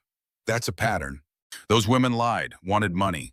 I settled to avoid litigation. That's good business, not admission of guilt. All 5 lied? Yes. And Mrs. Ashford is lying too. She's confused, traumatized. The fall, the head injury, she doesn't remember accurately. She remembers you pushing her down the stairs. That's not what happened. Your mother says otherwise. In her statement to police, Vivian Ashford confirms she witnessed you push Mrs. Ashford. Marcus's face went white. My mother is. She's elderly, confused. She's 64, a retired professor, sharp as ever, and willing to testify under oath that you pushed your pregnant wife down a flight of stairs. The deposition continued for 6 hours. Patricia asking question after question, Marcus's answers growing shorter, more defensive, more obviously lies. By the end, he was sweating. His lawyers kept objecting, kept calling for breaks, but Patricia was relentless. Every lie exposed, every contradiction highlighted, every piece of evidence laid out. When they finished, Marcus stormed out. No handshake, no professional courtesy, just rage. That went well, Patricia said. He's cracking. But Marcus wasn't done. That night, Claire's phone rang. Private number. She answered. Claire, Marcus's voice. Low, threatening. You need to drop this, all of it. The civil suit, the press, the lies you're telling. They're not lies. You're going to regret this. I have lawyers, resources. I will destroy you. You already destroyed me. You killed our daughter. That was an accident. You fell. I didn't fall. You pushed me. Your mother saw it. Everyone knows it. And you're going to prison. I'm not going anywhere. You are. Back to that sad little life you had before me. No money, no status, no future. I made you someone, and I can unmake you just as easily. Claire felt her hands shake. That old fear, the instinct to back down, apologize, make peace, but something was different now. She wasn't alone, wasn't isolated, Wasn't the woman who smoothed hospital blankets and pretended to be asleep. Try it, she said. Threaten me, harass me, violate the restraining order. Give the prosecutors more evidence. I dare you. She hung up, immediately called Detective Whitmore, reported the call. It was documented, another violation, another piece of the pattern. Patricia filed an emergency motion, restraining order violation. The judge agreed. Increased restrictions, no contact at all, direct or indirect. Any violation meant immediate arrest. Marcus's lawyer scrambled, claimed he was just trying to resolve things, just wanted to talk. The judge didn't buy it. Mr. Ashford, this is your warning. One more contact with Mrs. Ashford and you'll be held in contempt. Jail time, no bail. Do you understand? Yes, Your Honor. But the damage was done. The call was on record. The threat documented. More evidence of control, of inability to let go, of obsession with power. Meanwhile, James published follow-up articles. Marcus Ashford's Financial Crimes. How a tech millionaire built an empire on fraud. The Fall of Marcus Ashford. Each one meticulously researched, documented, sourced. Marcus's charitable donations were examined. All tax shelters, ways to hide income, avoid paying his share. His philanthropy was performance, reputation management, not genuine concern. His business partners came forward, one by one, stories of intimidation, threats, contracts signed under duress, deals made through blackmail. A pattern spanning his entire career. The federal investigation expanded, from fraud to racketeering, from civil violations to criminal charges. Marcus hired more lawyers, better lawyers, but even they couldn't stop what was coming. 8 weeks post-incident, the criminal charges were upgraded. Voluntary manslaughter, assault, battery, child endangerment. The DA finally had enough evidence, enough public pressure, enough witnesses. Marcus was arrested, again. This time no bail. The judge called him a flight risk, a danger to the community. Said the evidence was overwhelming. He was taken to jail, orange jumpsuit, handcuffs, perp walk for the cameras. The man who'd walked out of police stations smiling, who'd attended galas while his daughter's body was still being prepared for burial. Finally facing consequences. Claire watched the news, saw him led away, felt nothing, no satisfaction, no joy, just exhaustion, and a small, quiet sense of relief. He couldn't hurt anyone else, not today. Bill came to her room, sat on the bed. How do you feel? Empty, like I should feel something more, but I'm just tired. That's okay. You've been fighting for 2 months. You're allowed to be tired. Is it over? Not yet. Trial's still ahead. But Claire, we're winning. The truth is winning. Patricia visited that evening, brought news. Marcus's lawyers offered a settlement on the civil suit. $20 million in exchange for you signing an NDA, agreeing not to discuss the case publicly. No. I told them that's what you'd say, but I wanted you to hear the offer. I'm not signing an NDA. I'm not staying silent. That's what he wants. That's what he's always wanted. Women to take his money and disappear. Good. Then we go to trial. Both cases, criminal and civil, and we make sure the world knows exactly what Marcus Ashford did. 9 weeks post-incident, Claire held a press conference outside the courthouse. Patricia beside her, Bill and Eleanor behind her, cameras everywhere, reporters shouting questions. Claire stepped to the microphone, read from a prepared statement. Her hands shook, but her voice was steady. My name is Claire Hutchinson. I was married to Marcus Ashford for 3 years. During that time, he isolated me from friends and family, controlled my finances, monitored my communications, made me doubt my own perceptions. And when I was 8 months pregnant with our daughter, he pushed me down a flight of stairs. My daughter, Emma Rose, died. She never took a breath, never opened her eyes, never had a chance at life. Her voice cracked. She paused, breathed, continued. This isn't about revenge. This is about accountability. This is about making sure no other woman endures what I endured. No other baby dies because a man thinks he's above consequences. Marcus Ashford is not a victim. He is not misunderstood. He is not being persecuted. He is a man who hurt multiple women over many years, who used his money and power to silence them, who believed he was untouchable. She looked directly at the cameras. To every woman watching who's been where I was, it's not your fault. You're not alone. And yes, they can be held accountable. It just takes longer than it should. But justice is possible. Truth matters. Your voice matters. Don't let anyone silence you. Questions erupted. Claire didn't answer. Just nodded, stepped back. Patricia handled the rest. That night, the press conference went viral. 5 million views in 12 hours. 10 million by morning. Women shared their own stories. Survivors came forward. Organizations offering support, resources, help. Claire's phone flooded with messages. Most supportive, some hateful. She turned off notifications. Let Patricia's office handle media requests. But one message got through from Sarah, from the support group. Thank you for speaking, for being brave, for showing us it's possible to fight back. You're changing lives. You're saving lives. Emma's legacy will be other children growing up safe. Claire read it 3 times. Let the words sink in. Emma's legacy. Her daughter hadn't lived, but because of her death, change was happening. Conversations were starting. Women were leaving dangerous relationships. Men were being held accountable. My daughter didn't survive, Claire whispered to the drawing on her wall, Emma's face. Imagined but loved. But because of her, other children will grow up without violence. That's her legacy. 10 weeks post-incident, the trial date was set, 3 months away. Time to prepare, gather witnesses, build the case that would finally bring justice. Marcus sat in jail, bail denied, awaiting trial, his empire dissolved, his reputation destroyed, his mother testifying against him, his future measured in prison years.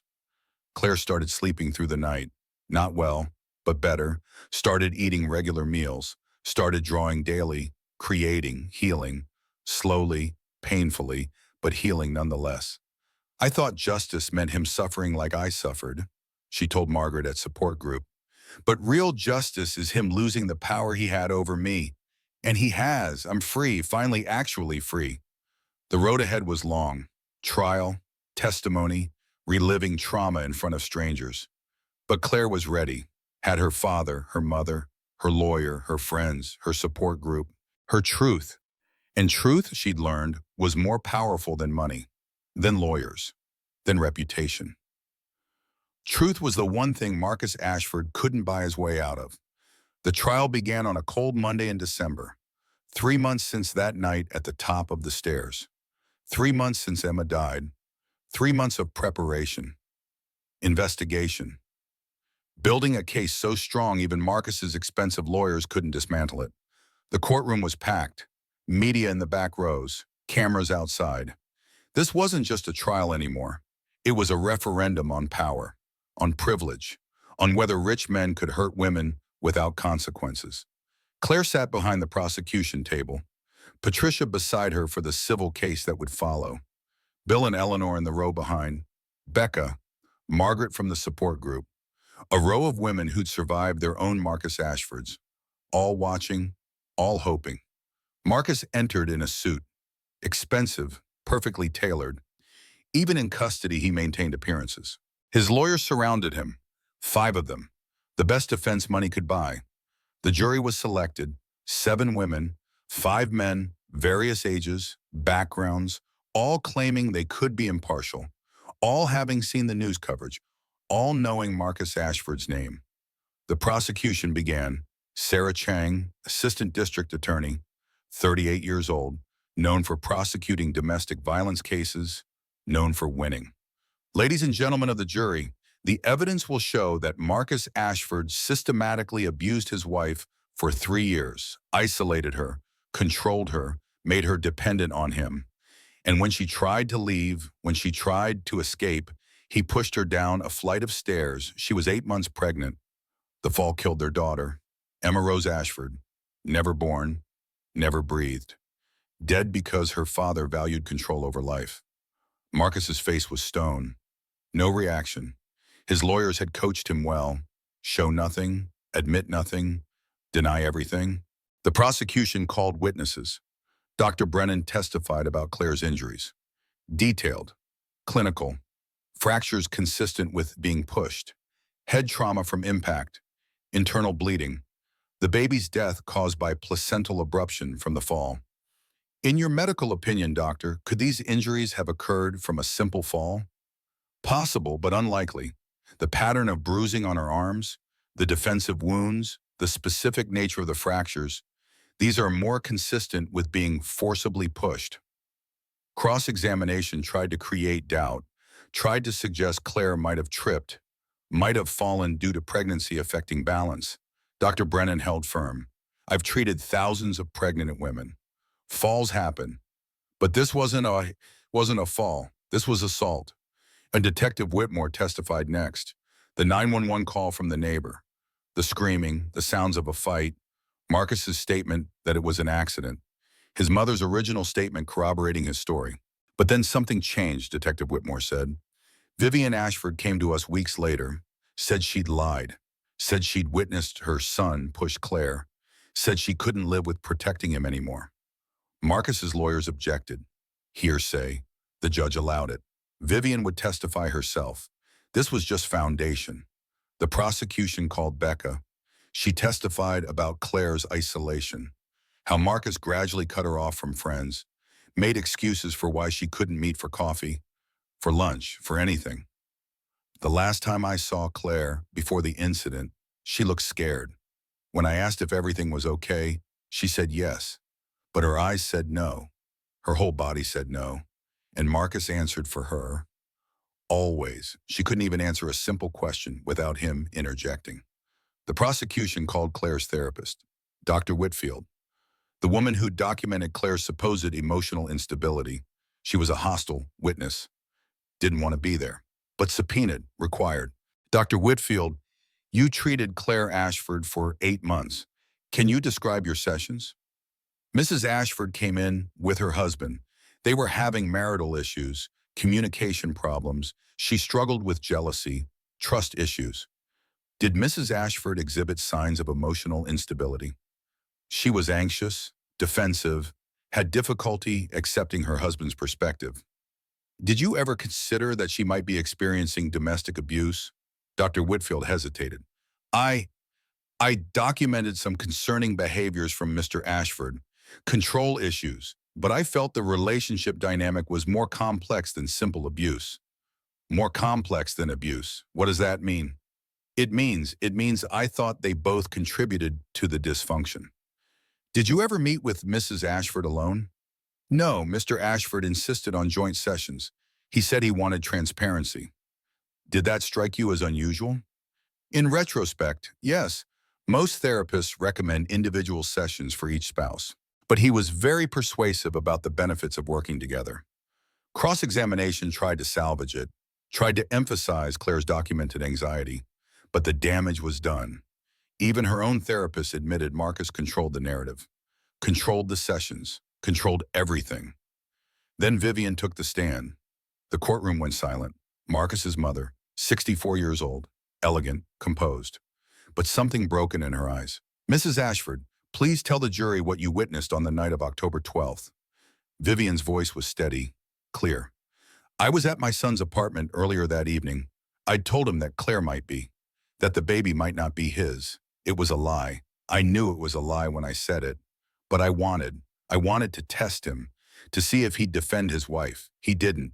He turned on her immediately. Why did you lie about the paternity? Because I wanted him to leave her. I didn't think Claire was good enough for my son. She came from a middle-class family, had no connections, no wealth. I thought she was using him. I was wrong, but I planted that seed anyway. What happened after you left? Claire called me, 2 hours later, crying, said Marcus was acting strange, asking about the baby, accusing her. I told her to call me if things got worse. 20 minutes later, my son called, said Claire had fallen, said there'd been an accident, asked me to come to back up his story. What story? That they'd been arguing, that Claire got upset and tried to leave, that she fell down the stairs. He told me to say I witnessed it, that it was an accident. Did you witness it? No, I wasn't there when she fell, but Marcus told me exactly what to say, and I said it. To police, to detectives.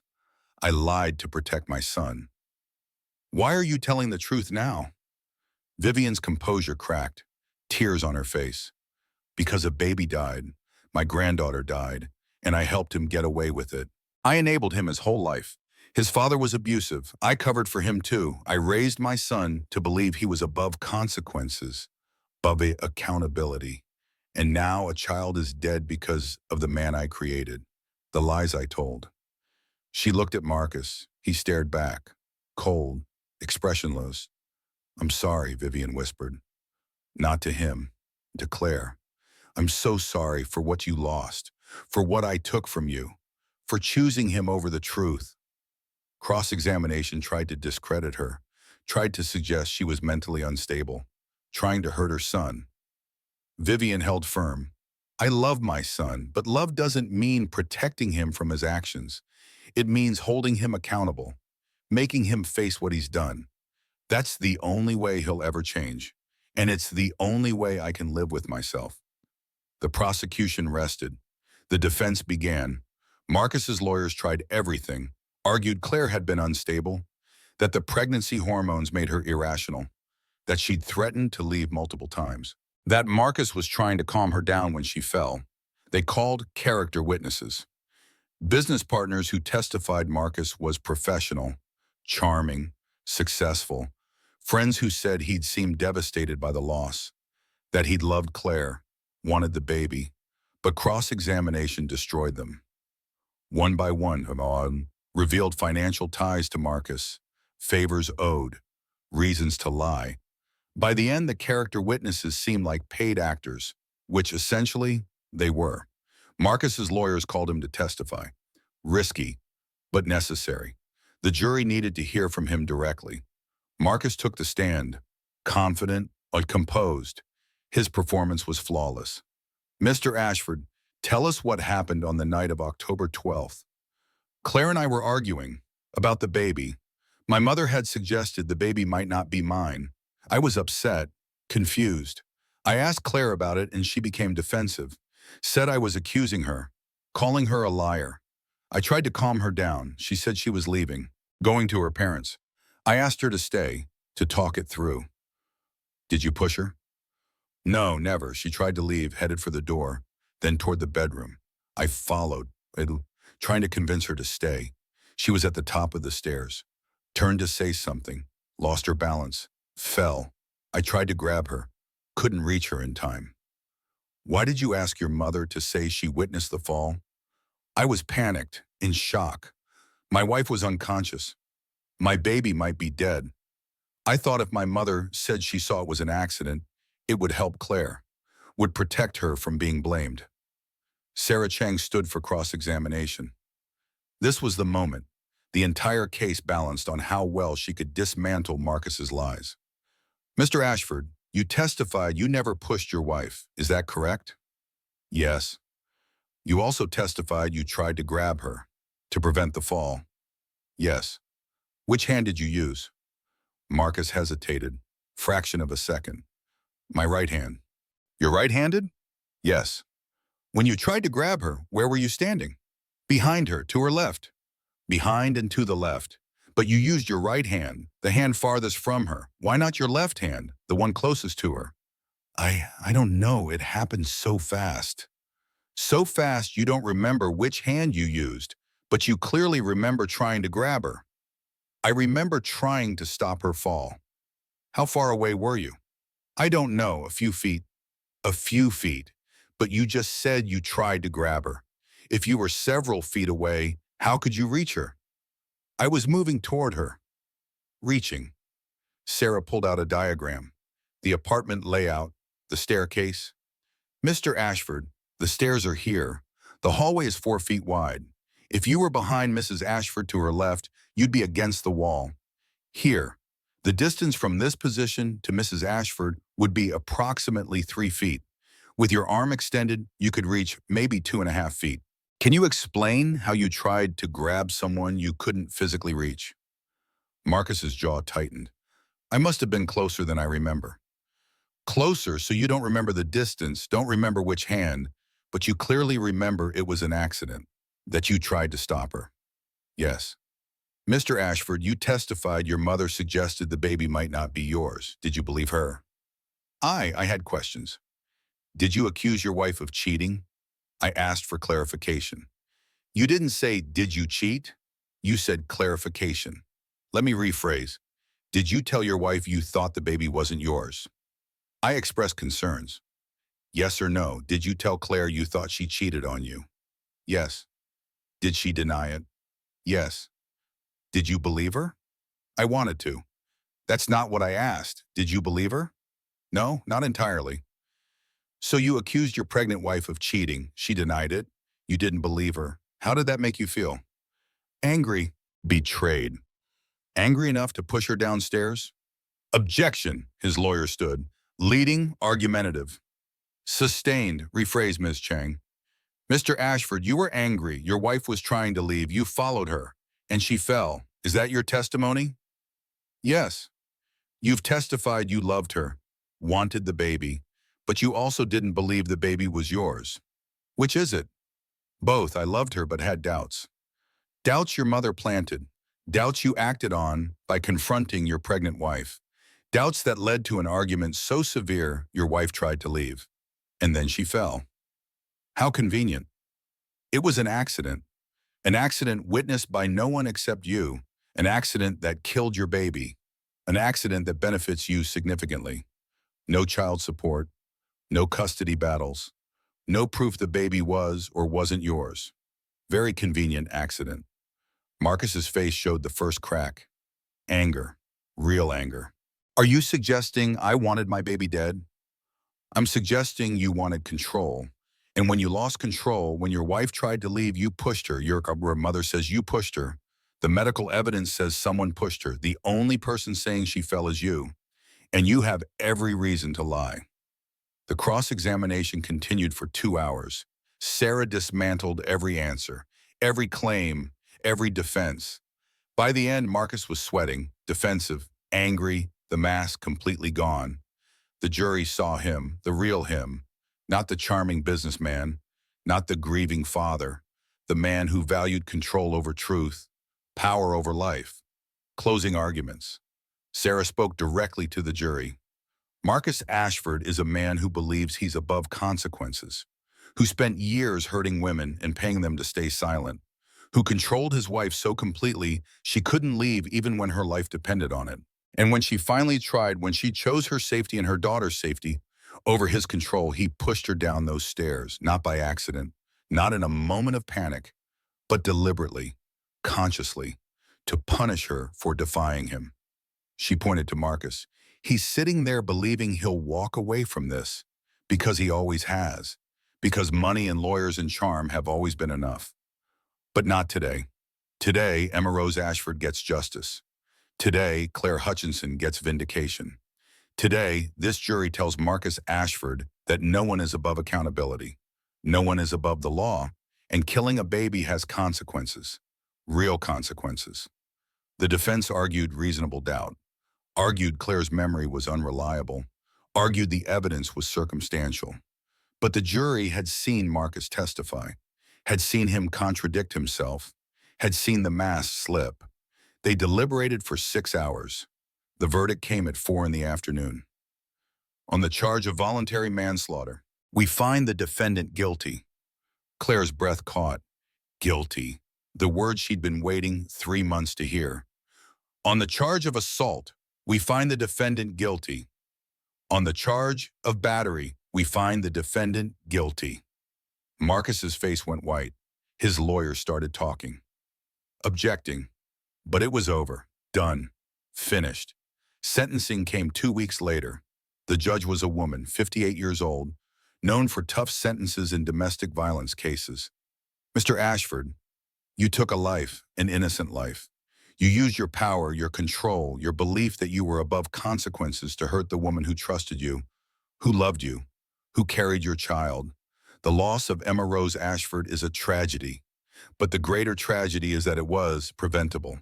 If you had let Claire leave, if you had valued her autonomy over your control, that baby would be alive. She looked at the paperwork, at the sentencing guidelines, at Marcus. I'm sentencing you to 12 years in prison. No parole for the first 8. This is not just about punishment. This is about protection. Protecting future partners, future victims, future children. You need to understand that actions have consequences, that lives matter, that you're not above the law. 12 years, Marcus stared. His lawyers filed immediate appeals, but he was taken away. Orange jumpsuit, handcuffs, led to a cell where charm and money didn't matter, where his name meant nothing, where he was just another inmate. Outside the courthouse, Claire spoke to the press. This isn't about revenge. This is about accountability. My daughter didn't survive, but because of her, other children will grow up without violence. That's her legacy. That's what I'll remember. Questions erupted. Claire ignored them, walked away, Patricia handling the rest. The civil suit settled a week later. Marcus agreed to pay $30 million, half his remaining assets. No NDA, no restrictions on Claire speaking, just money. And the acknowledgement that he was liable, responsible, guilty. Claire donated $10 million to domestic violence organizations.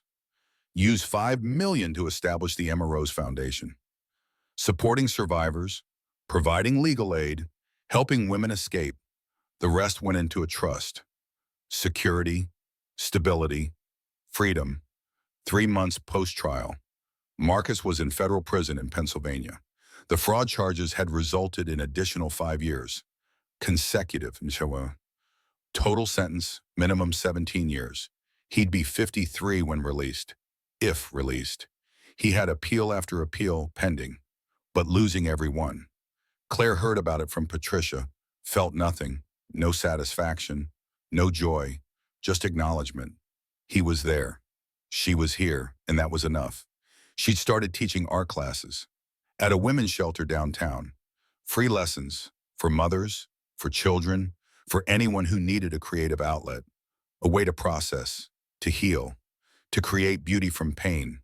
Her apartment was small, affordable, her own. No one's name on the lease but hers. No one controlling the thermostat, the decor, the life she lived. She drew daily, posted some pieces online, sold a few, not for money, for connection, for the comments from other survivors, for the messages saying, "Me too, I escaped too, thank you for showing it's possible." Bill and Eleanor visited weekly, dinners, conversations, healing. They never talked about Marcus unless Claire brought him up, which was rare. He was the past. This was the present. Moving forward, not back. Claire went to the support group every week, sometimes shared, sometimes just listened. Margaret had become a real friend. They got coffee, talked about life beyond survival, about hope, about future. "When did you stop being angry?" a new woman asked at group one night. Claire thought about it. "I didn't.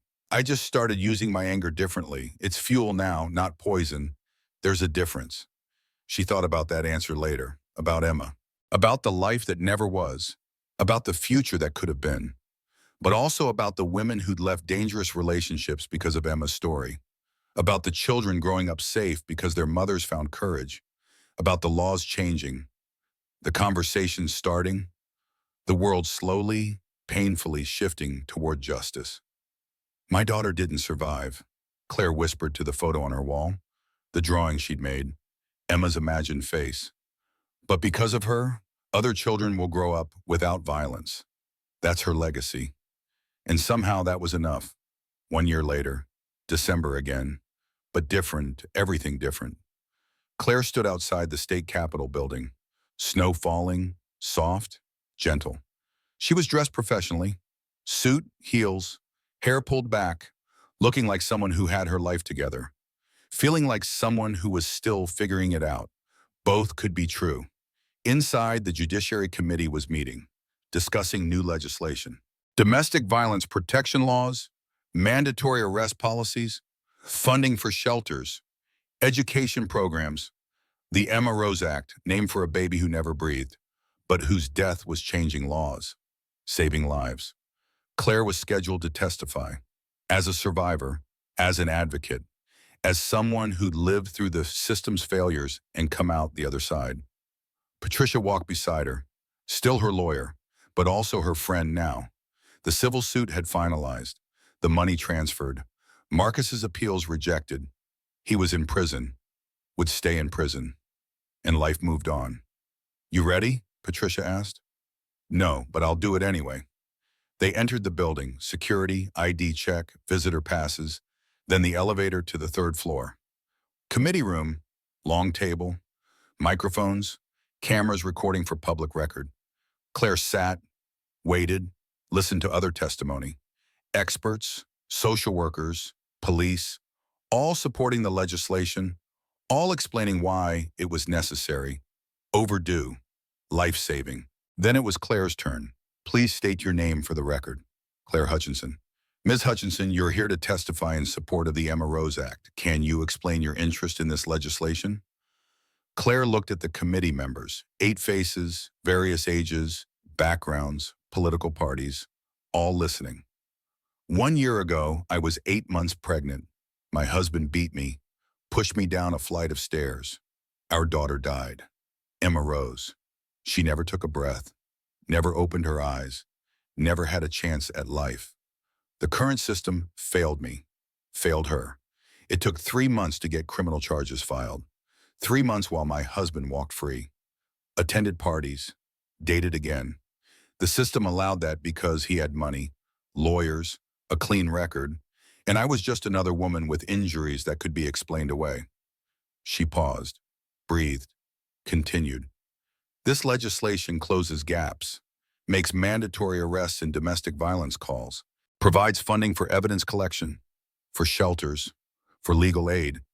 It gives prosecutors tools to hold abusers accountable, even when victims are too scared to testify. It's named for my daughter because her death exposed how broken the system is, and how many women and children fall through the cracks." Questions followed, about specifics, about implementation, about funding. Claire answered what she could, deferred to experts for the rest. But her testimony was the emotional center, the human face, the reason this mattered beyond statistics and procedures. The committee voted, unanimous support. The bill would go to the full legislature, then to the governor. It would pass. Everyone knew it would pass. Emma Rose's story had moved people, changed minds, created political will. Outside, reporters waited. Questions. Cameras. Claire had gotten used to this. The attention, the platform. She used it carefully, deliberately, for advocacy, not fame. "How does it feel knowing your daughter's name will be on legislation?" "Bittersweet. I'd rather have my daughter. But since I can't, knowing her death means other children will be protected. Other mothers will have resources I didn't. That matters. That helps." More questions. Patricia stepped in, ended the interview. They walked to the car, snow still falling, beautiful, peaceful. A year ago, Claire had been in hell. Today, she was testifying before the state legislature, creating change, moving forward. The Emma Rose Foundation had grown. 3 staff members now. Patricia was on the board. Bill consulted on legal strategy. Eleanor volunteered. Becca referred clients. 200 women helped in the first year. Shelters funded. Legal fees paid. Custody battles supported. Lives saved. Claire taught art classes twice a week. Monday evenings at the women's shelter. Thursday afternoons at the community center. Kids mostly. Some adults. All working through trauma. All finding ways to express what words couldn't capture. One Thursday, a little girl showed Claire her drawing. "This is my mom. She's brave." The girl was maybe 6. Big eyes, shy smile. Her mother had left an abusive relationship 2 months ago, was staying at the shelter, rebuilding. The girl drew her mother as a superhero. Cape, mask, strong. Claire looked at the drawing, at the girl. "She is brave, and so are you." "Were you ever scared?" the girl asked. Claire knelt down, eye level. "Every day, but I chose to be brave anyway. That's what brave people do." We're scared, but we do the hard thing anyway. The girl smiled, nodded, went back to coloring. Claire watched her, thought about Emma, about the daughter she'd never see draw, never hear laugh, never watch grow up. The loss was still there, would always be there, but it coexisted now with purpose, with meaning, with hope. That evening, Claire drove to the cemetery, visited Emma's grave, small headstone, simple. Emma Rose Ashford, forever loved, forever missed. She placed flowers, sat on the cold ground, talked to her daughter like she always did. You would have been walking now, saying mama, getting into everything. You'd have your father's eyes, my smile, grandma's stubbornness, grandpa's sense of justice. A pause, snow melting on her face, or tears, both. I'm okay, baby girl. I'm going to be okay. The foundation helped 200 women this year. The legislation will pass. Your name is making a difference. That doesn't fix what we lost, but it means something. It has to mean something. She stayed until dark, until the cold seeped through her coat, until she'd said everything she needed to say. Then drove home. Her apartment, small, cozy, full of her art, her books, her life, exactly as she wanted it. Inside, she made tea, sat by the window, watched snow fall, peaceful, quiet, the life she'd built from ashes. Not the life she'd planned, not the life she'd wanted, but hers nonetheless. Her phone buzzed. A text from Margaret. Coffee tomorrow? There's someone I want you to meet, another survivor, looking for guidance. Claire smiled, typed back. Yes, 10 a.m., the cafe on 5th? Perfect. Thank you. You're making such a difference. Making a difference. Claire thought about that, about the girl in art class, about the 200 women, about the legislation, about the future that was slowly becoming reality. Her sketchbook was open on the table, a new drawing. Not Emma this time, a woman, standing, strong, not broken, not defeated, surviving, thriving, reclaiming. Claire picked up her charcoal, added details, shading, light and shadow, the complexity of survival, the beauty and resilience, the art of moving forward. She worked late into the night, creating, processing, healing. 1 year ago, she'd been in a hospital bed, empty, broken, believing justice was impossible, believing she'd never recover, believing Marcus Ashford would walk away clean. She'd been wrong. Justice came. Slower than it should have, harder than it should have, but it came. Marcus was in prison, would stay in prison, and she was here, free, building a life that mattered, creating change that saved lives. The hardest thing I ever did was walk away from the life I thought I wanted, Claire said aloud. To Emma, to herself, to anyone listening. The bravest thing I ever did was build a new one from the ashes. And the most important thing I learned is that my worth was never defined by his love, his violence, or his absence. I was always whole. I just forgot. She finished the drawing, signed it, dated it, then started another, this time a mother and daughter, holding hands, walking forward, toward light, toward hope, toward a future where violence wasn't inevitable, where control wasn't love, where women and children were safe.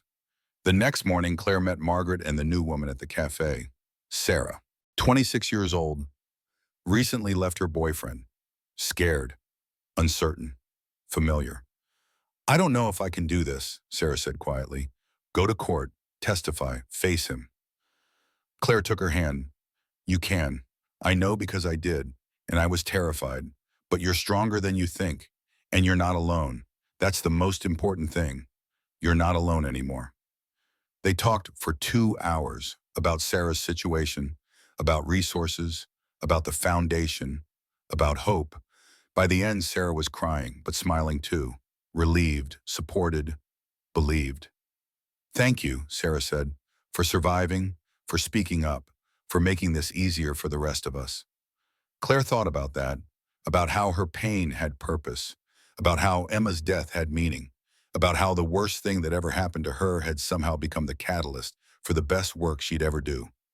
You're welcome, and Sarah, you're going to be okay. It doesn't feel like it now, but you will be, I promise. That afternoon, Claire taught art class. The little girl from Thursday was back. Drew another picture. This time Claire, as a superhero, cape, mask, strong.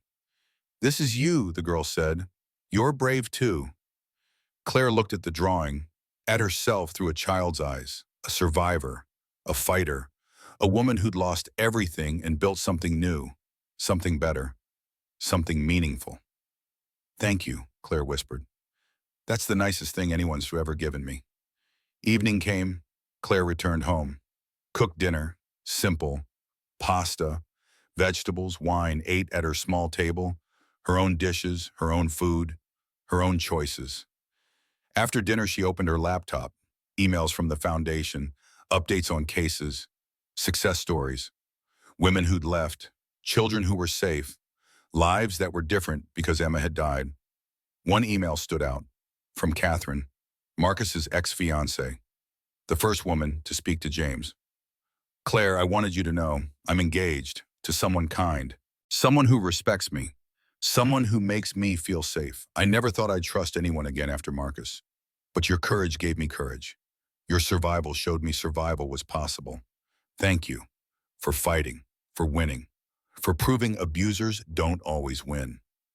Claire read it 3 times. Let the words sink in. Catherine was engaged, happy, moving forward, because Claire had fought, had exposed Marcus, had made sure his pattern ended. That night, Claire stood at her window, looked at the city lights, thought about the year that had passed, the year ahead, the life she was building, the legacy she was creating, not for herself, for Emma, for every woman who'd been where she was, for every child who deserved safety. Her final thought before sleep was simple, true, hard one. I didn't get the life I planned. I didn't get the daughter I carried, but I got a chance to make sure fewer women lived through what I did, and somehow that's enough. She climbed into bed, her room, her life, closed her eyes, dreamed of Emma, walking, laughing, growing up in a world her death had helped change, a world where justice was possible, where truth mattered, where love didn't hurt. And in that dream, Emma smiled, said the word Claire would never hear in real life, but carried in her heart forever. Mama. Claire slept through the night, peaceful, whole, survived.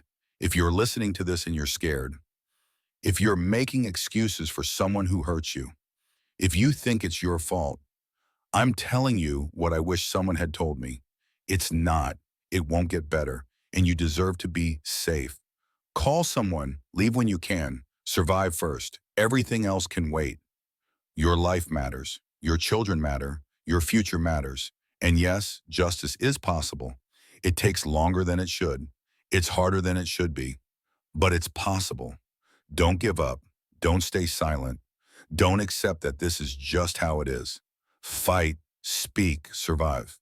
Emma Rose Ashford never took a breath, but her legacy is breathing for her. 200 women, 2,000 children, laws changing, lives saved, hope restored. That's what matters. That's what endures. That's what makes the unbearable bearable. Love shouldn't hurt. Control isn't care, and you deserve better than surviving. You deserve to thrive. This is Claire Hutchinson, Emma's mother, a survivor, an advocate, a woman who lost everything and found something worth fighting for. And I'm telling you, you can too. 1 year later, Claire stood in front of the state legislature. The Emma Rose Act passed unanimously. 200 women found safety through her foundation. And Marcus Ashford sits in a prison cell with 17 years ahead of him. If this story moved you, do 3 things. First, like this video. It tells us these stories matter. Second, share it. You never know who needs to hear that escape is possible, that justice exists, that they're not alone. And third, subscribe, because every week we bring you stories of survival, courage, and hope. To anyone listening who's living this nightmare right now, you're not crazy, you're not weak. And yes, there is a way out. The resources are in the description below. Use them. Call someone. Leave when you can. Emma Rose never took a breath, but her legacy is breathing for thousands. Your story can too. Thanks for listening. Stay strong, and remember, the truth always wins, It just takes people brave enough to tell it. Until next time.